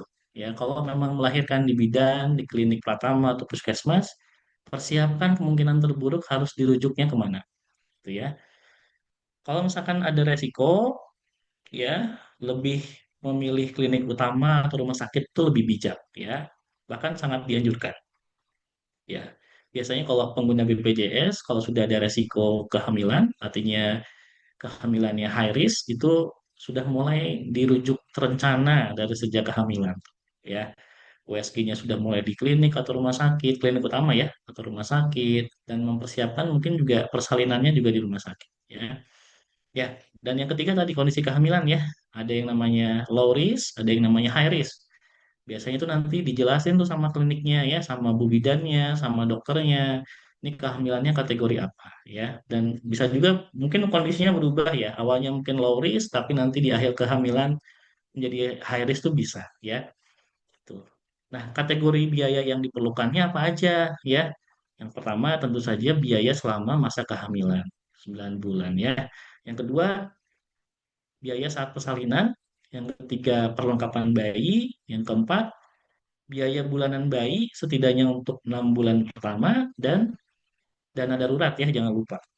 Oke, nah saya mau spill beberapa ini ya, beberapa tips lah ya, tips hemat boleh dibilang begitu ya. Kalau ayah bunda adalah pengguna BPJS Kesehatan atau sebagai peserta BPJS Kesehatan yang tadi sebagian besar adalah betul pengguna ya, sebetulnya bisa memanfaatkan fasilitas yang diberikan oleh pemerintah ya sebagai peserta BPJS nih. Di antaranya yang pertama untuk biaya selama masa kehamilan ya. Pertama adalah biaya ANC-nya atau biaya kontrol kehamilannya ditambah dengan USG ya. Nah, itu eh, ada pemeriksaan minimal yang harus dilakukan ya. Ini totalnya 6 kali ya. 4 kali ANC biasa, ya, 2 kali ANC dengan pemeriksaan USG, ya. Ini sebarannya seperti ini ya di trimester 1, 2, dan 3. Nah, ini adalah fasilitas yang ayah bunda bisa manfaatkan jika kepesertaan BPJS-nya aktif, ya. Kalau misalkan low risk itu bisa di FKTP, tapi kalau misalkan high risk nanti biasanya dirujuk dari FKTP-nya ke klinik utama atau ke rumah sakit, ya. Jasmine termasuk yang bisa menerima rujukan dari FKTP untuk kondisi high risk ya. Oke. Nah, walaupun WHO itu menyarankannya sekitar 8 sampai 12 kali ya. Jadi kalau misalkan 6-nya mau yang apa namanya fasilitas BPJS, sisanya mau pakai umum, itu juga boleh ya. Itu juga boleh. Jadi manfaatkan kalau itu memang eh, dimiliki haknya oleh ayah bunda ya. Oke, yang kedua, tes laboratorium nih selama kehamilan. Tes-tes rutin seperti cek darah lengkap, ya, tes urin, tes golongan darah dan resus, tes gula darah, ya, untuk yang punya resiko diabetes gestasional ya atau diabetes dalam kehamilan, bahkan termasuk triple eliminasi untuk screening HIV, sifilis dan hepatitis B itu bisa Bunda manfaatkan juga. Ayah Bunda manfaatkan di biasanya di puskesmas domisilinya ayah Bunda ya. Jadi tidak semua klinik Pratama tuh punya fasilitas ini, jadi amannya sih datangnya ke puskesmas. Untuk yang TORCH atau NIPT ini opsional ya, dan biasanya tidak tertanggung BPJS nih ya. Jadi harus keluar uang sendiri atau dari asuransi swasta. Biaya yang lain, vitamin dan suplemen kalau pakai BPJS biasanya include ya, tapi besaran dan jumlah dan kualitasnya mungkin tidak sebaik kalau kita berbayar umum ya. Memang eh, apa namanya ya tadi kalau misalkan mau upgrade juga boleh sih, misalkan yang disediakan oleh puskesmas atau kliniknya pilihannya obat A ya, kalau mau saya mau upgrade aja deh, saya mau beli sendiri untuk yang kualitas lebih baik dengan merek B itu boleh, tapi memang harus keluar biaya sendiri ya gitu, dan itu opsional ya, jadi nggak wajib juga untuk harus upgrade kalau memang mau menggunakan yang diresepkan oleh dokter di puskesmas atau di klinik Pratama juga boleh. Pakaian maternity, makanan bergizi tambahan, kelas persiapan persalinan. Nah, ini ada yang gratis di SIH ya. Manfaatkan dengan baik ya kelas persiapan persalinan di SIH ini. Biaya tidak terduga itu tolong dipersiapkan ya. Saya tidak akan merincikan lebih detail. Nah, biaya persalinan sekarang ya. Ini semua biaya persalinan yang harus dipersiapkan juga ya. Ya, persalinan normal dan kemungkinan ya harus dilakukannya persalinan sesar walaupun rencana awalnya normal ya, tapi sangat mungkin nanti ada kondisi yang berubah sehingga harus dilakukan persalinan sesar ya. Biaya-biaya tambahan mulai dari komplikasi persalinan ya, apakah harus induksi, harus divakum ya, harus diefis ya, harus dipotong jalan lahirnya, digunting maaf, jahitan perineumnya gitu ya. Terus sangat mungkin tadi seperti saya harus membutuhkan NICU untuk bayinya, fototerapi kalau bayinya kuning, oksigen ya, perawatan ibu untuk transfusi darah, ICU ya, antibiotik IV ya, bahkan termasuk biaya pasca persalinan nih, postnatal care-nya ya, untuk konsultasi laktasi ya, postnatal care untuk ibu ya, postnatal care untuk bayinya ya, istilahnya kontrol setelah ini ya, setelah melahirkan baik untuk ibu dan bayi. Nah, itu semua harus dipersiapkan ya. Ya, ini bocorannya. Oh, yang keempat, yang terakhir kontrasepsi ya. Nah, bocorannya adalah eh, semuanya ini kalau ayah mau memanfaatkan bisa pakai BPJS ya. Semua kecuali konsultasi laktasi barangkali ya. Sepertinya tidak semua FKTP atau rumah sakit menyediakan itu secara gratis untuk pasien BPJS ya, tapi yang lain ini bisa tertanggung BPJS ya. Jadi silakan dimanfaatkan. Biaya perlengkapan bayi yang lain ya 1 sampai 7 ini saya tidak akan detailkan ya. Ini opsional sesuai dengan kebutuhannya masing-masing ya. Saya hanya mengingatkan saja. Biaya bulanan bayi untuk setidaknya 6 bulan pertama nih ya, popok, toiletries, sufor.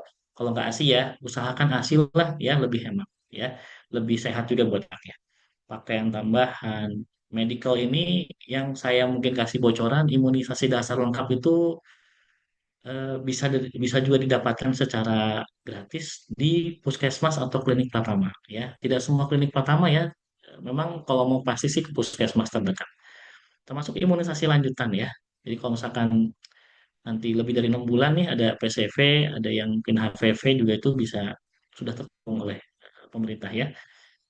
Nah, itu semua biaya-biaya yang diperlukan ya. Nah, sekarang kita coba bicara soal strategi finansial planningnya nih ya. Apa sih yang harus dilakukan nih untuk bisa mempersiapkan kebutuhan biaya tadi ya? Yang pertama nih, step pertama, audit dulu nih keuangannya saat ini ya. Hitung dulu berapa total income, baik itu yang sifatnya tetap mungkin ada kerjaan sampingan ya yang tidak tetap ya. Hitung juga total pengeluaran kita saat ini ya, yang sifatnya fix gitu ya, mungkin cicilan, mungkin juga listrik di rumah, air dan sebagainya ya. Ada juga variabel, variabel expense itu pengeluaran yang sifatnya tidak tetap. Nah, yang sifatnya entertain itu sebaiknya dikurangi ya. Karena kita harus menyimpan dana lebih nih dari pendapatan kita untuk tabungan persalinan anak kita ya. Nah, cara menghitung saving rate-nya itu dengan menghitung income dikurangin expense tadi ya, pendapatan dikurangin pengeluaran kita ya, dan saving rate itu dengan menghitung saving dibagi dengan income dikali 100% ya. Nah, ini benchmarknya ini kalau misalkan setelah dihitung ternyata masih kurang dari 10% saving rate-nya, wah ini harus hati-hati ya. Ini harus segera ada aksi yang cepat ya untuk mempersiapkan dana lebih lebih banyak ya. Kalau sudah 10-20% itu masih kategori minimal ya. Jadi perlu ditingkatin terus. Kalau 20-30% sudah good, 30-50% sudah excellent, kalau lebih dari 50% udah champion ya, udah lebih tenang lah ya.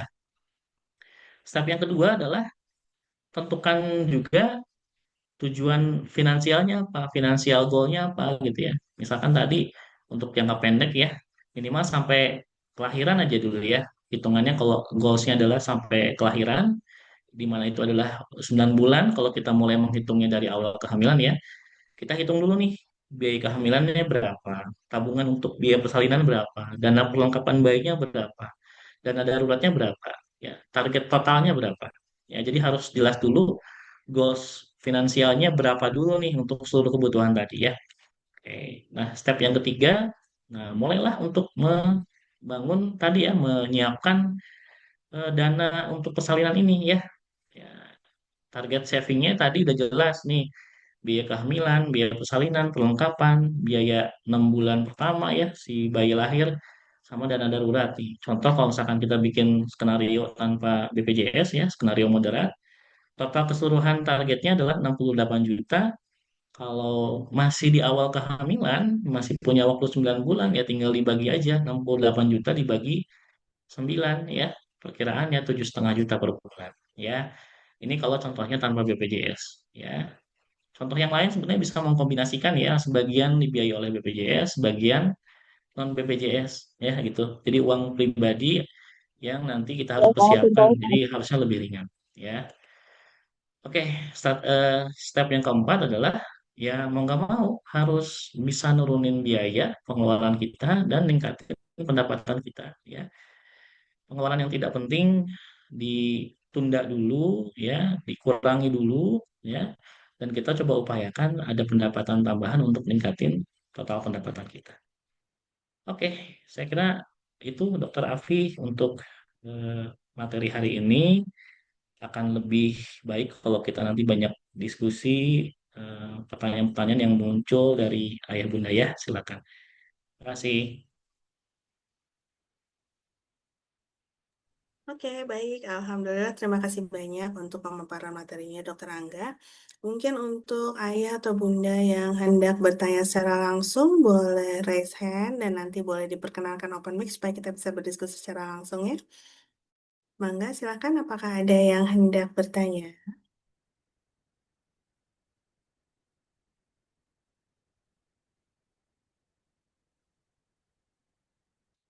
Ya, dipersilahkan untuk ini Bunda Puput atau bersama Ayah Puput. Mangga dipersilahkan Bunda, silakan open mic saja. Halo, selamat malam, Dok. Malam Bunda. Selamat malam. Ya. Dok, izin bertanya. Kemarin kan saya hari Rabu habis USG, Dok. Udah mau tanggal 15 Februari ini kan mau KPL, tapi ternyata belum kontraksi-kontraksi juga. Ketubannya di info 10, masih di batas aman. Nah, terinfo kata dokternya kalau sampai KPL yang belum juga kontraksi, ada dua kemungkinan akan lahiran normal juga tapi diinduksi, tapi belum tentu berhasil. Sama yang kedua, sesar. Nah, cara biar bisa merangsang kontraksi bagaimana ya dok? Sama yang kedua, kalau memang diharuskan sesar, apakah saya bisa sesar dengan rujukan dengan menggunakan BPJS dok di rumah sakit? Terima kasih.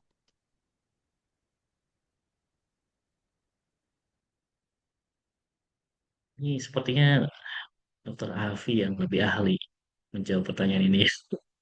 Silakan dok. Ya, nanti kita menjawab dengan berkolaborasi saja ya, Bun ya. Oke, yang pertama karena sekarang usia kehamilannya sudah menjelang HPL ya, Bun ya, tanggal 15 Februari.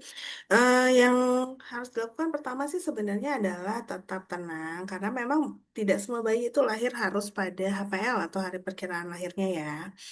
Kalau misalnya kondisi bayi masih bagus, masih sangat bisa ditunggu untuk bisa sampai 41 minggu atau bahkan lebih, tetapi memang diperlukan pemantauan yang lebih ketat. Jadi memang yang harus dilakukan pertama sekarang adalah tetap menjaga kesehatan, olahraga juga cukup, usahakan semua hal yang bisa dilakukan untuk bisa menjaga kondisi ibu dan bayi tetap baik. Lalu kemudian bila nanti hingga tanggal 15 ternyata belum ada kontraksi juga, kontrol ke dokternya untuk supaya bisa dilakukan penilaian ulang kembali bagaimana kondisi kehamilannya saat tersebut.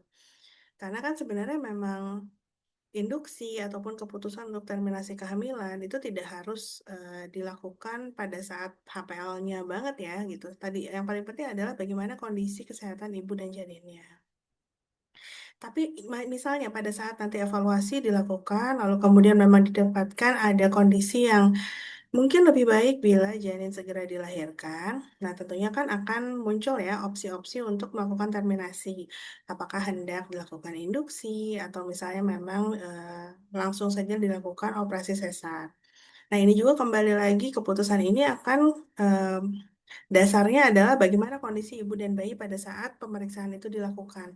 Karena memang tidak semua kondisi memungkinkan dilakukan induksi. Misalnya ternyata didapatkan kondisi janin kurang baik, misalnya ya, atau misalnya ketuban memang sudah sangat sedikit, atau didapatkan mungkin kondisi ternyata ada disproporsi kepala panggul sehingga memungkinkan bila dipaksakan persalinan per vagina, maka risiko untuk ibu dan bayi akan lebih besar. Biasanya dokter kalau mendapatkan kondisi seperti itu bisa jadi mungkin akan langsung menyarankan untuk dilakukan operasi sesar.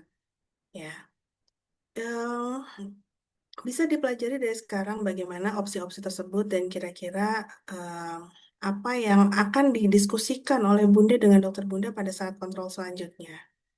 Jadi kalau misalnya nanti memang didapatkan hasil pemeriksaannya harus dilakukan terminasi kehamilan dan kemudian opsinya apa saja, Bunda dan Ayah bisa berbincang dengan dokternya dengan lebih apa ya, dengan lebih jelas dan lebih spesifik dibandingkan kalau Ayah dan Bunda belum mengetahui sama sekali opsi-opsinya dan kira-kira risiko atau manfaat yang bisa diambil dari opsi-opsi tersebut. Jadi kalau misalnya memang mendekati sekarang-sekarang nih belum didapatkan ada tanda kontraksi persalinan, baiknya sih memang dipelajari opsi-opsi yang mungkin akan ditawarkan oleh dokter pada saat nanti kontrol di HPL-nya. Lalu kemudian apakah bisa dilakukan di cover oleh BPJS ya, apapun apakah itu induksi ataupun memang operasi. Ini kalau misalnya baca di kolom chat kan Bunda juga sempat bertanya bahwa sebenarnya selama ini biasanya kontrol dengan biaya mandiri ya untuk apa? Untuk kontrol kehamilannya. Lalu kemudian apakah bisa apa namanya bisa di cover dengan BPJS atau tidak? Ya sebenarnya sih pada saat kondisi memang diperlukan penanganan medis darurat, sebenarnya BPJS itu pasti akan mengcover. Insya Allah akan mengcover ya. Kalau misalnya memang kepesertaan aktif dan tidak ada masalah lain, biasanya sih akan di cover. Walaupun memang sekarang sih kalau nggak salah ada klausul tambahan juga bahwa kalau ingin di cover BPJS juga harus pernah melakukan pemeriksaan kehamilan dengan menggunakan BPJS. Tapi itu sebaiknya dikonfirmasi kembali ke fasilitas kesehatan tempat Bunda merencanakan untuk persalinan. Jadi misalnya Bunda berencana untuk bersalin di sebuah rumah sakit, boleh ditanyakan dari sekarang apa saja syaratnya bila ingin bersalin dengan BPJS di rumah sakit tersebut supaya nanti bisa dipersiapkan. Apakah memang bisa atau Bunda harus mencari alternatif tempat lain misalnya bila memang menginginkan untuk bisa bersalin dengan BPJS. Ya, Jadi kalau misalnya intinya sih kalau BPJS itu bila memang diperlukan tindakan medis tertentu, baik itu induksi ataupun operasi sesar dan indikasinya jelas, biasanya sih akan bisa di cover. Kecuali bila ada permasalahan lain atau ada syarat lain yang mungkin terkait dengan fasilitas kesehatan tempat Bunda merencanakan persalinannya. Oke, jadi yang harus dilakukan sekarang adalah tetap tenang, ya, diusahakan supaya persalinannya mudah-mudahan bisa berjalan dengan alamiah. Masih ada waktu. Yang paling penting Bunda dan bayi dalam keadaan sehat.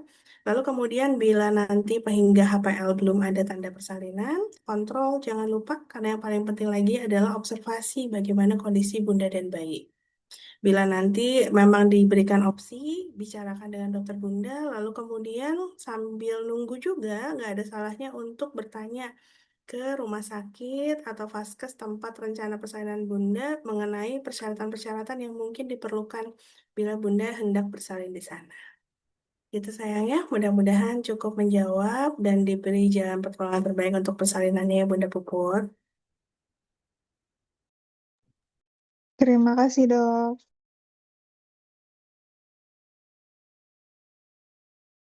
Oke, selanjutnya tadi ada Bunda Tamara ya, yang raise hand. Mangga silahkan Bunda, mungkin ada yang ingin. Assalamualaikum.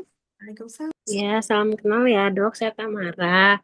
Sebenarnya saya itu usia kandungan sekarang kan sudah 3 bulan, tapi nanti bulan Mei itu saya pindah ke UK, ke London. Sebenarnya banyak kekhawatiran kami ya dari mulai culture shock gitu untuk masalah melahirkan di sana, karena kan di sana wajib normal dan memang sulit sekali ketemu dokter. Jadi langsung ketemu bidan, kalau urgent baru ketemu dokter.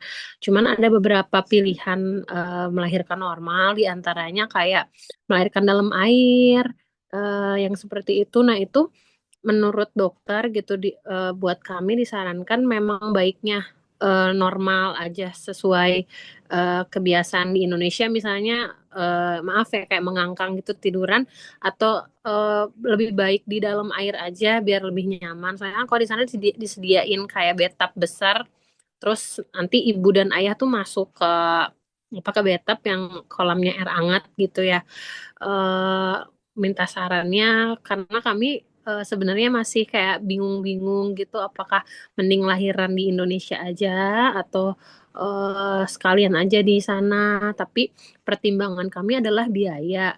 Soalnya kami kan sudah bayar asuransi untuk visa di sana, all cover dari mulai kontrol dokter, vaksin anak, semua sampai melahirkan dengan kondisi apapun. Beda sama di Indonesia kan, kalau BPJS ada yang seperti tadi ada dokter jelaskan kayak ada biaya-biaya yang harus di cover lagi. Tapi kalau di sana memang all cover gitu. Jadi pertimbangan kami itu masalah biaya aja sebenarnya, lebih enak lahiran di sana dari segi biayanya. Cuman kami kayak belum siap, bukan sih, takut gitu. Baiknya apakah dijalani aja, ikutin prosedur secara internasional aman di sana, apa mending di Indonesia aja gitu. Kami butuh sarannya, baiknya seperti apa gitu. Terima kasih, paling itu aja. Makasih ya, Dok. Oke, terima kasih banyak untuk pertanyaannya Bunda Tamara. Mungkin Dokter Angga bisa memberikan sedikit insight dulu ya. Ini kan rencananya bersalin opsi apakah mungkin akan bersalin di luar Indonesia atau misalnya bersalin di Indonesia. Perbedaannya seperti apa dan apa yang harus dipersiapkan untuk ayah dan bunda. Baik, saya tidak terlalu banyak tahu ya tentang NHS di Inggris ya. Tapi setahu saya sih itu lebih baik dari BPJS Kesehatan sih, Bun. Jadi maksudnya kalau misalkan itu bisa dimanfaatkan di UK sana akan lebih baik ya, karena secara sistem kesehatan pasti akan lebih lebih matur, lebih bagus dibandingkan di kita ya. Kalau masalah Waterbird ya itu sebetulnya opsional. Sangat mungkin Bunda nanti mau komunikasikan dengan nakes di sana, posisi bersalin yang paling nyaman. Bahkan mungkin harusnya akan lebih mudah mengkomunikasikannya di sana. Ya, di Indonesia relatif eh, tidak semua ya, tapi kebanyakan rumah sakit dan klinik, termasuk dokternya pun memilih posisi persalinan yang tanda kutip lebih sayang dokter dibandingkan sayang ibu gitu ya. Jadi posisi litotomi yang mengangkang itu sebetulnya eh, posisi yang enak untuk dokter membantu menolong persalinan, tapi tidak ideal untuk ibu. Jadi harusnya kalau Bunda punya keinginan misalkan posisi bersalin yang lebih ideal, harusnya akan lebih mudah mengkomunikasikannya di sana gitu ya. Kalau di Indonesia harus lebih selektif lah, harus dari awal dijelaskan tentang keinginan itu ya. Kalau waterbird sih opsional pun harusnya tidak harus menggunakan opsi itu ya. Paling kalau mau memanfaatkan bathtubnya, saya sarankan manfaatin buat pain manajemennya. Jadi untuk manajemen nyeri non farmakologis, berendam di air hangat itu efektif ya. Jadi supaya nggak perlu menggunakan obat ya. Jadi cukup berendam di dalam bathtub. Kalau mau lahiran tinggal naik aja ya. Mau jongkok, mau berdiri, mau nungging ya itu boleh. Mau squat gitu ya atau mau duduk di birthing stool itu akan lebih baik. Dan rumah sakit di sana yang saya tahu sih punya semua fasilitas itu untuk mendukung Bunda melahirkan dengan posisi terbaik ya. Kalau masalah biaya mah harusnya di sana nggak perlu khawatir ya, karena setahu saya NHS tanda kutip lebih baik lah sistem kesehatannya dibandingkan dengan di Indonesia ya. Paling itu dari saya, Dok Afi. Mungkin boleh Dok Afi nambahin juga. Oke, baik, Bun. Jadi yang paling penting sih sebenarnya adalah di antara dua opsi apakah hendak bersalin di Indonesia ataupun nanti bersalin di UK, yang paling penting adalah mempersiapkan bagaimana support sistemnya. Misalnya ya, kalau misalnya kita bandingkan, misalnya kalau bersalin di Indonesia, kira-kira nanti apakah Bunda akan mendapatkan support system yang cukup baik. Karena sebenarnya kalau misalnya masalah pelayanan medis atau masalah pembiayaan, sebenarnya sih kalau kita bicara safety, insya Allah sama saja safety-nya. Layanan medis yang diberikan oleh tenaga kesehatan, tenaga medis di Indonesia itu pasti sudah sesuai standar dan ya insya Allah bisa menyelamatkan ibu dan bayi sesuai dengan kompetensi yang ada di sini. Dan demikian juga nanti yang akan dilakukan di UK. Tidak jauh berbeda layanan medisnya untuk standar persalinan ya gitu. Tapi yang mungkin yang berbeda adalah tadi ya sisi support sistemnya gitu. Kalau misalnya di Indonesia mungkin lebih ke kayak ya kita sudah familiar dengan lingkungannya dan mungkin ada keluarga juga yang bisa menemani. Terus lalu kemudian komunikasi dengan dokter akan bisa lebih baik juga gitu ya. Karena kan kita maksudnya kontrol rutin misalnya di sini gitu. Tapi misalnya nanti misalnya pindah ke UK-nya masih ada waktu untuk bisa survei, untuk bisa apa namanya kontrol rutin dengan dokter dan kontak dengan tenaga medis di sana, tentu itu juga bisa menjadi suatu opsi yang baik. Jadi sebenarnya menurut saya sih pilihlah di mana Bunda bisa merasa lebih mendapatkan support yang baik dan Bunda lebih bisa merasa nyaman untuk bersalin. Karena kan mungkin kita akan bicara bukan hanya pada saat hari H persalinannya ya, tapi juga bagaimana menuju ke hari H persalinan dan kemudian juga untuk perawatan pasca persalinannya. Ya, jadi tapi kalau misalnya memang ada rencana untuk pindah ke sana gitu atau misalnya bersalin di sana ya tidak apa-apa dipersiapkan dari sekarang termasuk rencana kehamilannya kontrolnya bagaimana, hari H persalinannya bagaimana, lalu kemudian bagaimana juga nanti perawatan pasca salinnya. Karena kan mungkin kalau misalnya di sana berarti oh mungkin harus sendiri atau hanya dengan suami saja gitu ya kalau misalnya memang eh, bersalin di sana. Lalu kemudian mengenai opsi-opsi persalinan yang mungkin ada yang memang di negara Eropa dan juga di negara Amerika gitu yang lebih maju, sebenarnya mereka lebih apa ya lebih lebih terbuka dan lebih banyak mungkin opsi seperti tadi ada waterbird atau kemudian apa namanya eh, ya menggunakan air gitu untuk membantu proses persalinan. Walaupun sebenarnya di Indonesia juga ada ya untuk menggunakan air dalam proses persalinan. Walaupun untuk birthnya sendiri saat kala dua kelahiran bayi kita saat ini memang masih belum diperbolehkan. Tapi misalnya pada saat ada kontraksi persalinan itu ada fasilitas-fasilitas kesehatan yang memang menyediakan bathtub untuk berendam karena itu memang sudah diteliti juga bisa mengurangi rasa nyeri saat persalinan gitu. Jadi ya sebenarnya pilihan-pilihan seperti itu adalah pilihan yang kalau di negara-negara yang lebih maju, lebih berkembang, lebih sudah cukup banyak dieksplor, sedangkan mungkin di kita masih belum banyak dieksplor karena ya misalnya kendala biaya, kendala fasilitas, kendala pengetahuan juga dari pasien sehingga belum bisa banyak kita mengekspor seperti itu. Jadi kalau misalnya memang nanti berkesempatan untuk bersalin di di UK, bisa sangat diekspor sekali gitu. Itu fasilitas-fasilitas yang mungkin bisa didapatkan di sana dan juga kelebihan-kelebihan yang bisa didapatkan di sana boleh banget gitu untuk bisa diekspor. Tapi yang pastinya harus dipelajari dulu ya dari sekarang. Karena kadang-kadang tidak semua hal yang hmm, apa ya lebih maju itu lebih nyaman ya, karena kenyamanan itu kadang tidak selalu berada di sisi yang sama dengan suatu hal yang lebih maju, lebih sophisticated, belum tentu akan terasa lebih nyaman untuk kita.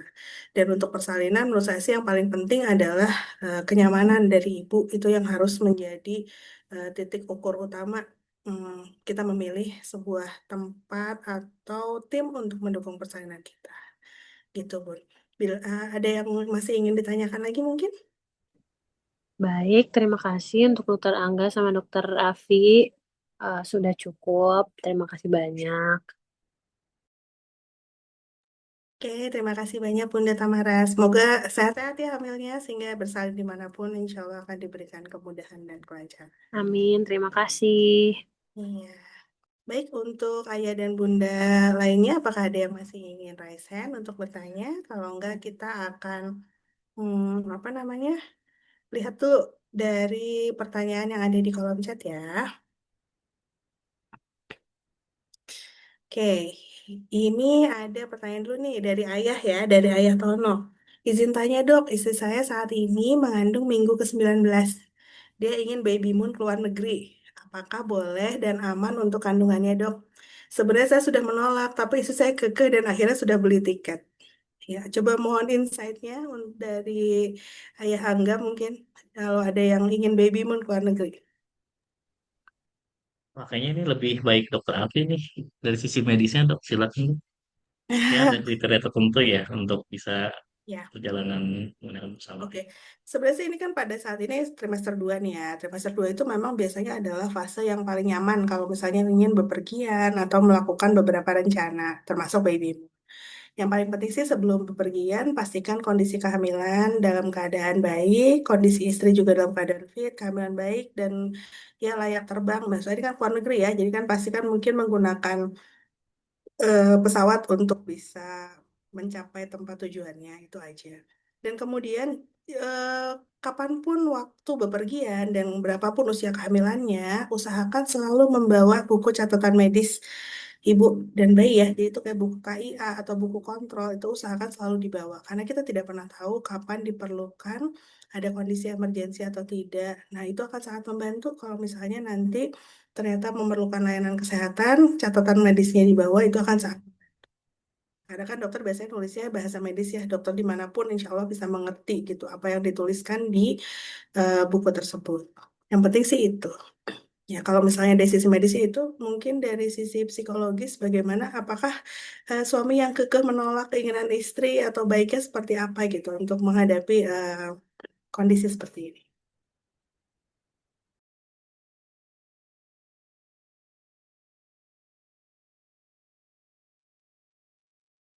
Mohon insight-nya, Dokter Angga. Boleh nggak sih nolak atau harus kekeh? Izin dok, dok diulang, kurang jelas. Oke, ini kan pertanyaannya sebenarnya sudah menolak, tapi istrinya sudah kekeh banget dan ingin apa dan akhirnya sudah beli tiket. Jadi apakah harus diikuti atau misalnya bagaimana sebaiknya yang harus dilakukan oleh suami pada saat menghadapi kondisi seperti ini? Kalau kriterianya memenuhi yang disampaikan oleh dokter Afi tadi, berangkat aja ya. Bagian dari peran kita juga untuk bisa membuat istri kita happy ya, moodnya bagus. Jadi berangkat aja ya, nggak apa-apa. Apalagi udah beli tiket kan ya, aman-aman. Silakan dok, lanjut dok. Oke, pertanyaan selanjutnya ya. Izin dok dari Maitel Shi ya, ini bunda atau ayah ini. Izin dok, seberapa pengaruh hubungan badan dalam proses kemudahan pembukaan jalan lahir dan bisa dilakukan pada week berapa dok? Kemudian yang membantu mudahnya jalan lahir selain berhubungan badan apa saja ya dok? Terima kasih. Oke, ini izin saya menjawab dulu kali ya sebelum nanti mungkin ditambahkan oleh dokter Aka. Hmm, Jadi salah satu faktor yang sangat berperan penting dalam proses persalinan alamiah itu adalah adanya hormon oksitosin. Ya, hormon oksitosin ini adalah hormon yang memiliki fungsi, tugas untuk menimbulkan terjadinya kontraksi rahim. Dan tentu saja persalinan itu harus ada kontraksi, karena kontraksilah yang akan membuat rahim itu bisa ada membuka dan akhirnya memberi jalan lahir untuk bayi bisa dilahirkan keluar dari dalam rahim. Oke, jadi tanpa kontraksi tentu bayi tidak bisa lahir dan tanpa oksitosin kontraksi itu tidak mungkin terjadi.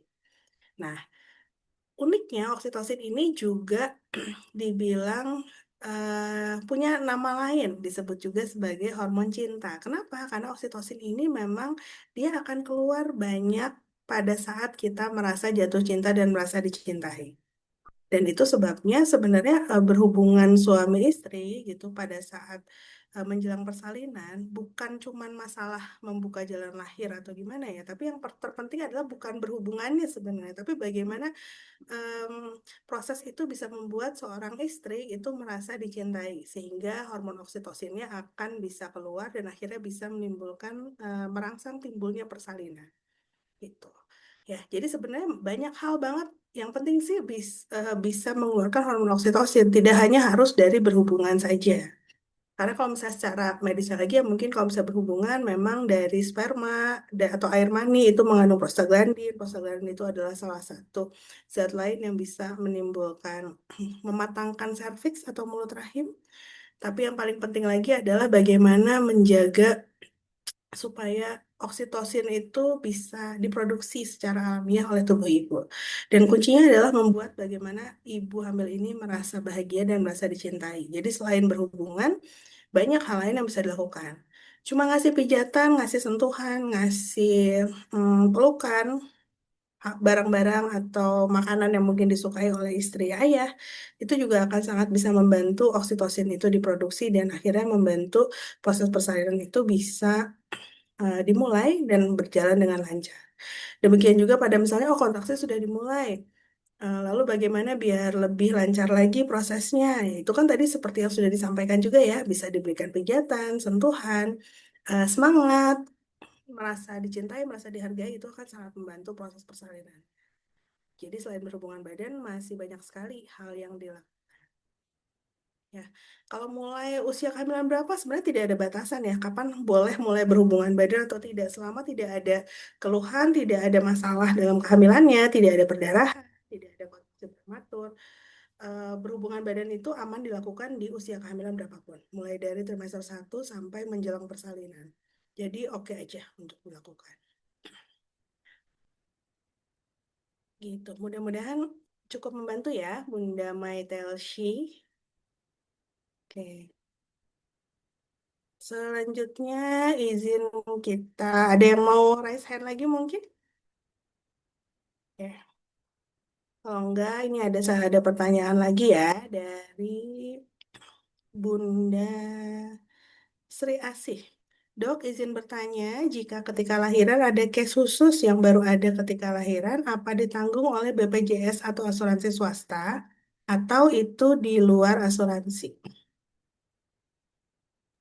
Mungkin boleh dijawab dulu, Dokter Ya, Angga, berdasarkan pengalamannya selama ini. case baru ya. Misalkan dalam proses persalinan muncul kondisi baru yang mengharuskan dilakukan tindakan misalkan lebih dari sekedar persalinan normal, itu ditanggung ya Bun ya. Jadi asalkan dari awal memang sudah didaftarkan BPJS ya. Jadi kalau misalkan BPJS, asalkan ada indikasi untuk melakukan tindakan tersebut, ya seharusnya bisa di cover oleh BPJS. Ya.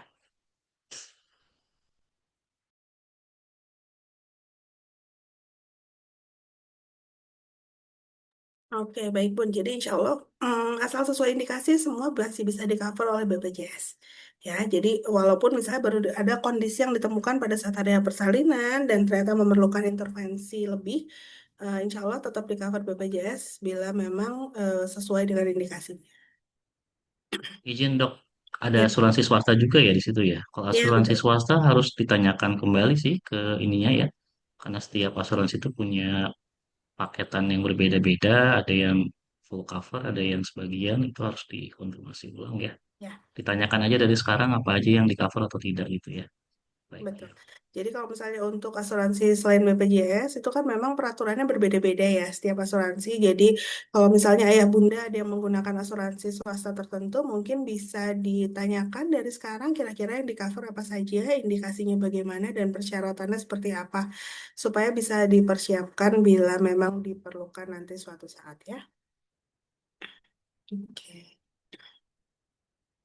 Hmm. Oke, nah selanjutnya ada pertanyaan mengenai perjalanan ya. Beberapa kali ini kan sudah mendekati Ramadan dan juga mungkin nanti mendekati Idul Fitri. Pasti mungkin sudah ada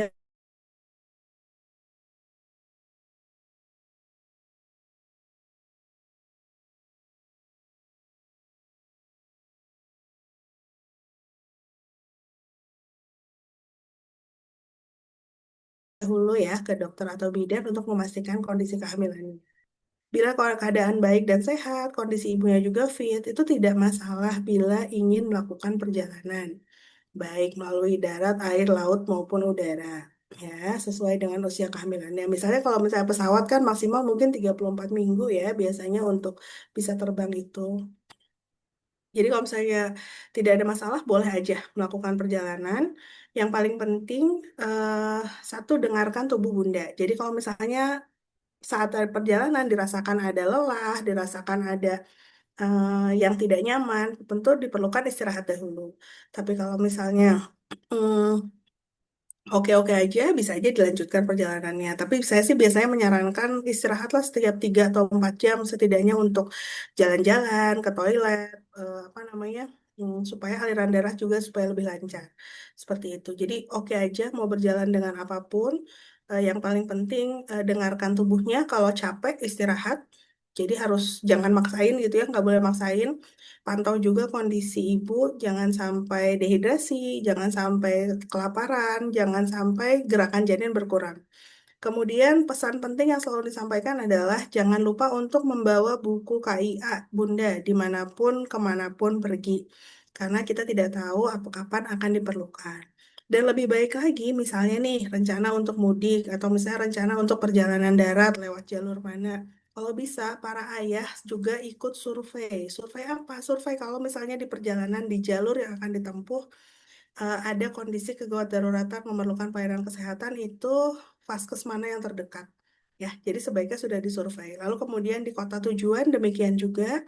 Kira-kira kalau misalnya nanti ternyata di sana memerlukan layanan kesehatan, misalnya diperlukan ada masalah dengan kehamilannya, nanti bisa periksa kemana. Jadi sebaiknya itu sudah dipersiapkan.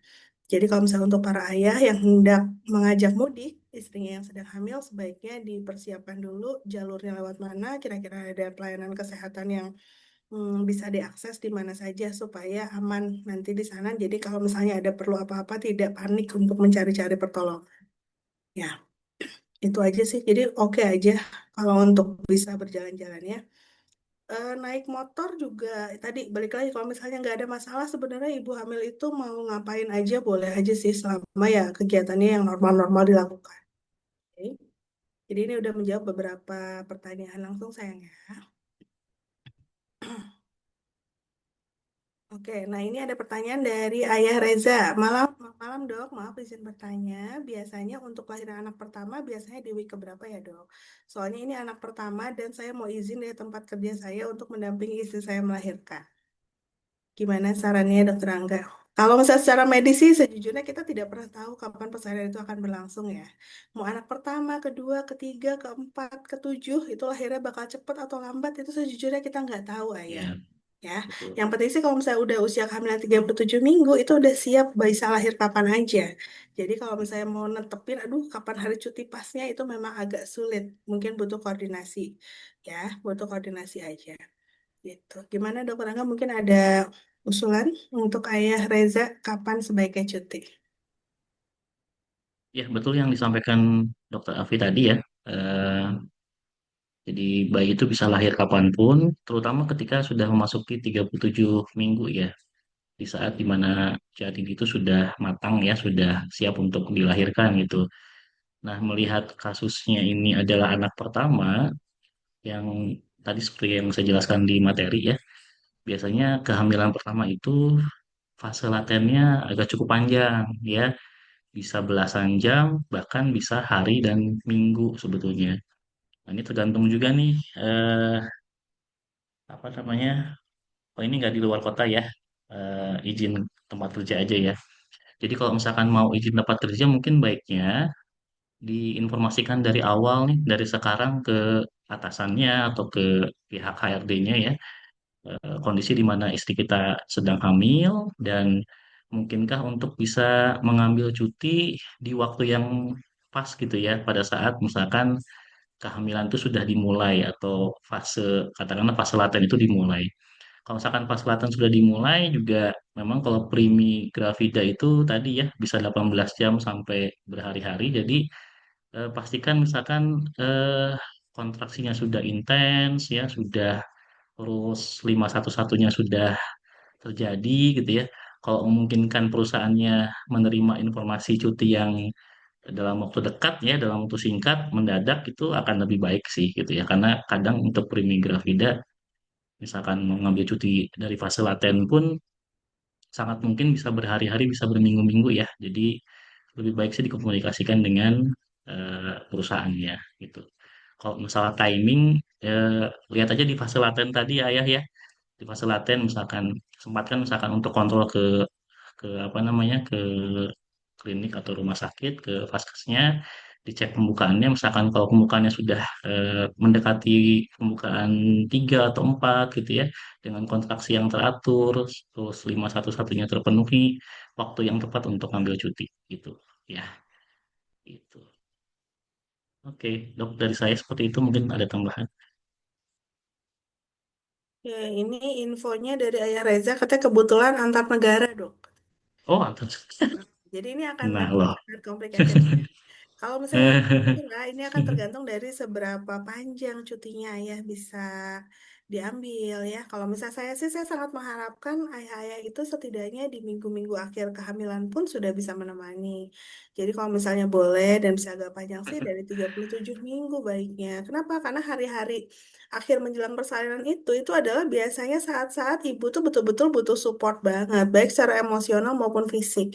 Badannya tuh udah nggak puguh gitu ya, udah segala sakit, mungkin udah mulai ada mules-mules, plus ditambah khawatir, kemudian secara emosi juga kayaknya, aduh udah nggak sabar nih kok nggak lahir-lahir, kayak gitu ya, ada orang-orang udah nanya kapan lahir gitu. Jadi itu kayak penting banget kalau misalnya ayah udah bisa ada. Oke, nah baik dok, siap, katanya bisa standby dari 37 week, Oke, iya bagus alhamdulillah, malah. bagus banget Mungkin ya, cuti jadi oke cuti banget dong. paternitasnya kalau di negara lain lebih panjang biasanya ya. Ya, gitu. Kalau Ya, di kita mungkin cuma mudah-mudahan 3 hari bisa aja. mudah-mudahan bisa mendampingi mulai dari persiapan persalinannya sampai nanti setelah bayi lahir. Jadi insya Allah akan lebih maksimal untuk bundanya juga ya. Oke. Selanjutnya ini saya izin menjawab dulu ya pertanyaan dari Ayah Tono. Ini ada dok izin bertanya kelebihan dan kekurangan persalinan normal dengan ILA. Dan pada kasus apa saja ibu harus persalinan normal menggunakan ILA. Jadi ILA atau intralabor anestesia itu adalah ya istilahnya persalinan bius ya, bius yang dilakukan pada saat proses persalinan berlangsung. Kapan biasanya diberikan? Itu biasanya dilakukan sih rata-rata kita menyarankan pada saat mulai masuk fase pembukaan aktif ya. Jadi udah di atas pembukaan 4 atau pada beberapa rumah sakit mungkin di atas pembukaan 6. Kenapa? Karena biasanya memang pada kondisi inilah ibu mulai merasakan rasa nyeri atau tidak nyaman yang bisa jadi mungkin sudah kurang bisa ditoleransi oleh ibu yang bersalin sehingga memerlukan dukungan dari ILA atau intralabor anesthesia ini. Hmm, pada kasus apa ya? Ini memang ILA ini adalah bisa menjadi pilihan untuk bunda-bunda yang mungkin memiliki ambang nyeri yang rendah, lalu kemudian takut sekali menghadapi nyeri persalinan gitu. Jadi ini bisa menjadi pilihan supaya bersalin menjadi lebih nyaman gitu. Kelebihannya apa? Kelebihannya ya, hmm, pada beberapa ibu merasa lebih nyaman, tapi ada juga ibu-ibu yang setelah diberikan ILA lalu malah merasa jadi kayak kehilangan kendali pada tubuhnya ya, karena memang kalau ILA itu kan memang dari pusat ke bawah itu nggak kerasa apa-apa, jadi nggak tahu ada kontraksi, nggak tahu kapan mengejan gitu. Jadi ya akhirnya kembali lagi pertimbangannya, ingin experience persalinan ini seperti apa gitu. Jadi kalau misalnya kelebihannya ya memang pada beberapa ibu lebih nyaman karena tidak merasakan nyeri persalinan sama sekali dan tidak apa namanya, dorongan mengejan pun nggak kerasa. Jadi betul-betul seperti harus dipandu oleh dokter atau bidannya untuk mengetahui, oh sedang kontraksi, oh oke sekarang saya harus mengejan seperti itu. Jadi mungkin kelebihan sekaligus kekurangannya itu sih untuk Hila. Kalau misalnya persalinan normal ya tentunya tanpa medikasi ya, tanpa diberikan anestesia, pastinya merasakan semua sensasi yang mungkin dirasakan pada saat proses persalinan. Kekurangannya ya, kalau misalnya kita berpikir itu adalah sebuah nyeri atau sesuatu yang tidak nyaman, ya pastinya akan merasa tidak nyaman. Tapi kalau kita hendak berpikir dari sisi positifnya, bahwa sebenarnya nyeri atau apapun sensasi yang dirasakan oleh bunda pada saat proses persalinan, sebenarnya itu adalah bagian dari proses alamiah persalinannya ya.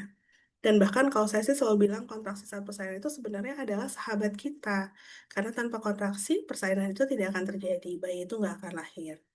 Nah, jadi akan sangat membantu sekali sebenarnya kalau kita mengetahui proses persalinan dengan kontraksinya itu, eh, kita akan bisa merasakan prosesnya gitu. Jadi kayak awalnya seperti apa, lalu kemudian nanti bukan bertambah, rasa sensasinya itu akan berbeda. Pada saat sudah boleh mengejan atau kala dua sensasinya pun akan berbeda.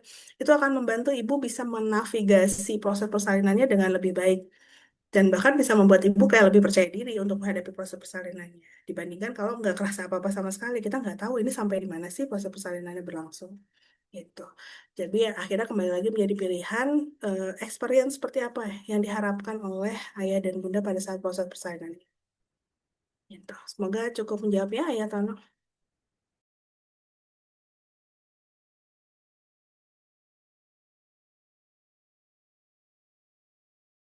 Oke, untuk saat ini sepertinya semua pertanyaan sudah dijawab. Oh, ini ada satu lagi. Dok, maaf izin bertanya, bagaimana caranya agar lahiran normal tidak dijahit? Saya trauma dan lahiran anak pertama sampai 2 bulan masih sakit. Solusi apa ya dok agar tidak bisa lahir normal dan sembuh lebih cepat? Oke, kalau misalnya Asia, apakah Asia lebih cepat sembuhnya dok? Tentu tidak Bunda. Persalinan Asia itu kan yang di apa namanya yang dipotong lebih banyak ya, jadi sembuhnya itu lebih lama. Kalau luka di perut sih mungkin sama seperti luka jahitan perineum 1-2 minggu sudah kering. Tapi luka di dalam itu masih lama sekali sembuhnya, perlu waktu berbulan-bulan atau bahkan bertahun-tahun mungkin sampai betul-betul tidak terasa lagi nyerinya. Jadi bagaimanapun kalau SC pasti penyembuhan lebih lama. Ya, tapi kalau misalnya bagaimana agar lahiran normal tidak dijahit, nah itu persiapannya harus dari jauh-jauh hari, mulai dari nutrisi yang baik. Karena kan badan kita itu dibangunnya dari nutrisi ya. Jadi kalau misalnya protein harus cukup, buah dan sayur untuk kolagen, lalu kemudian vitamin itu akan sangat membantu untuk kelenturan dari perineum. Lalu kemudian supaya diet yang sehat, jadi berat badan bayi juga tidak berlebihan, tidak terlalu besar, karena tentunya semakin besar berat badan bayi, semakin besar juga risiko terjadi robekan. Lalu kemudian pada saat sudah memasuki trimester 3, eh, dia di atas usia kehamilan 34 atau 36 minggu, Bunda bisa rutin melakukan pijat perineum supaya perineumnya menjadi lebih lentur dan bisa mencegah juga terjadi robekan. Dan sebelum-sebelumnya juga sebaiknya lakukan senam hamil atau yoga hamil. Kenapa? Karena dengan senam hamil dan yoga hamil, Bunda bisa latihan pernafasan supaya nanti mengejan pun dengan cara yang benar dan tidak berlebihan mengejannya sehingga bayi itu bisa keluarnya perlahan-lahan dan mencegah terjadinya robekan. Dan kekuatan otot dasar panggul juga pastinya bisa dilatih dengan menggunakan dengan yoga dan senam hamil sehingga akan bisa lebih lentur sehingga nanti pada saat proses pengeluaran kepala bayi juga menghindari terjadinya robekan. Dan yang terakhir, jangan lupa untuk berkomunikasi dengan dokter atau bidan yang akan mendampingi Bunda. Tanyakan apakah dokter atau bidannya rutin melakukan episiotomi atau tidak, atau bisa sabar nggak menunggu bila tidak ada indikasi daruratnya untuk tidak melakukan pengguntingan jalan lahir. Jadi itu adalah step-step yang harus dilakukan. Jadi persiapannya dari sekarang. Tidak bisa nanti baru dilakukan menjelang persalinan saja, karena tentunya kesuksesannya akan lebih rendah kalau misalnya tidak dilakukan persiapan dari awal. Ya, gitu. Ya, sip. Bagus, Bun. Jadi kalau udah ikut senam hamil, lanjutkan. Insya Allah menjadi bagian ikhtiar Bunda ya untuk mencegah lahiran dan untuk mencegah robekan pada saat lahir. Ya, yang terakhir dari Tia. Assalamualaikum, Dok. Bentar ya. Assalamualaikum, Dok. Kalau lahir normal di rumah sakit, setahu saya ada dokter anak yang standby ketika bayi lahir. Namun jika lahiran di bidan kan tidak ada dokter anak. Apakah tetap sama tingkat keamanannya untuk anak ya, Dok? Jadi begini Bunda, untuk kehamilan dan persalinan yang tanpa penyulit ya, berarti kan kondisi dede bayinya pun insya Allah dalam keadaan sehat, cukup bulan, berat badannya cukup, itu bidan atau dokter umum atau siapapun petugas penolong persalinan di fasilitas kesehatan tingkat pertama itu sudah harus memiliki sertifikasi melakukan resusitasi atau resusitasi untuk neonatus. Jadi untuk perawatan bayi baru lahir. Ya, jadi kalau misalnya untuk bayi tanpa penyulit, insya Allah tingkat keamanannya sama. Dan kalaupun misalnya didapatkan penyulit awal, penyulit pada saat proses persalinan, itu bidan pun sudah terlatih untuk melakukan resusitasi awal sebelum nanti bayi dirujuk ke rumah sakit. Ya, jadi insya Allah kalau ditanya tingkat keamanannya sama. Tingkat keamanannya insya Allah cukup aman untuk bayi tanpa penyulit. Makanya memang yang paling penting sekali itu adalah menentukan apakah ini kehamilannya risiko tinggi atau risiko rendah. Supaya bisa ditentukan apakah harus lahir di rumah sakit dengan pendampingan tim yang lengkap, dokter SPOG, dokter anak gitu ya untuk kehamilannya atau bisa dilakukan di fasilitas kesehatan tingkat pertama dengan pendampingan bidan dan dokter umum saja. Itu. Jadi yang paling penting sih screening awal itu. Tapi kalau misalnya memang terjadi kegawatan tengah jalan, ya insya Allah bidan dan dokter umum pun sudah memiliki sertifikat untuk bisa melakukan tata laksana kegawat daruratan awal sebelum dilakukan rujukan ke rumah sakit. Ya, jadi keamanan mah insya Allah. Kemudian cukup menjawab saya. Oke. Insya Allah sudah terjawab semua.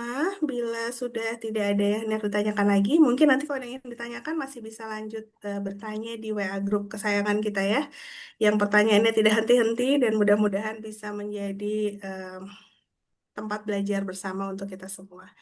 Terima kasih banyak untuk ayah dan bunda sekalian yang sudah bergabung malam hari ini. Terima kasih juga kepada Dokter Angga yang sudah memberikan materi. Semoga bisa menjadi eh, amal jariah ya buat berdua dokter juga. Itu jangan lupa untuk mengisi presensi untuk ayah dan bunda yang hadir di kelas malam hari ini. Linknya ada di atas, nanti bisa diposting kembali oleh admin ya. Jangan lupa diisi presensinya. Baik, terima kasih banyak untuk ayah dan bunda semua. Kita tutup kelas kita malam hari ini. Wassalamualaikum warahmatullahi wabarakatuh.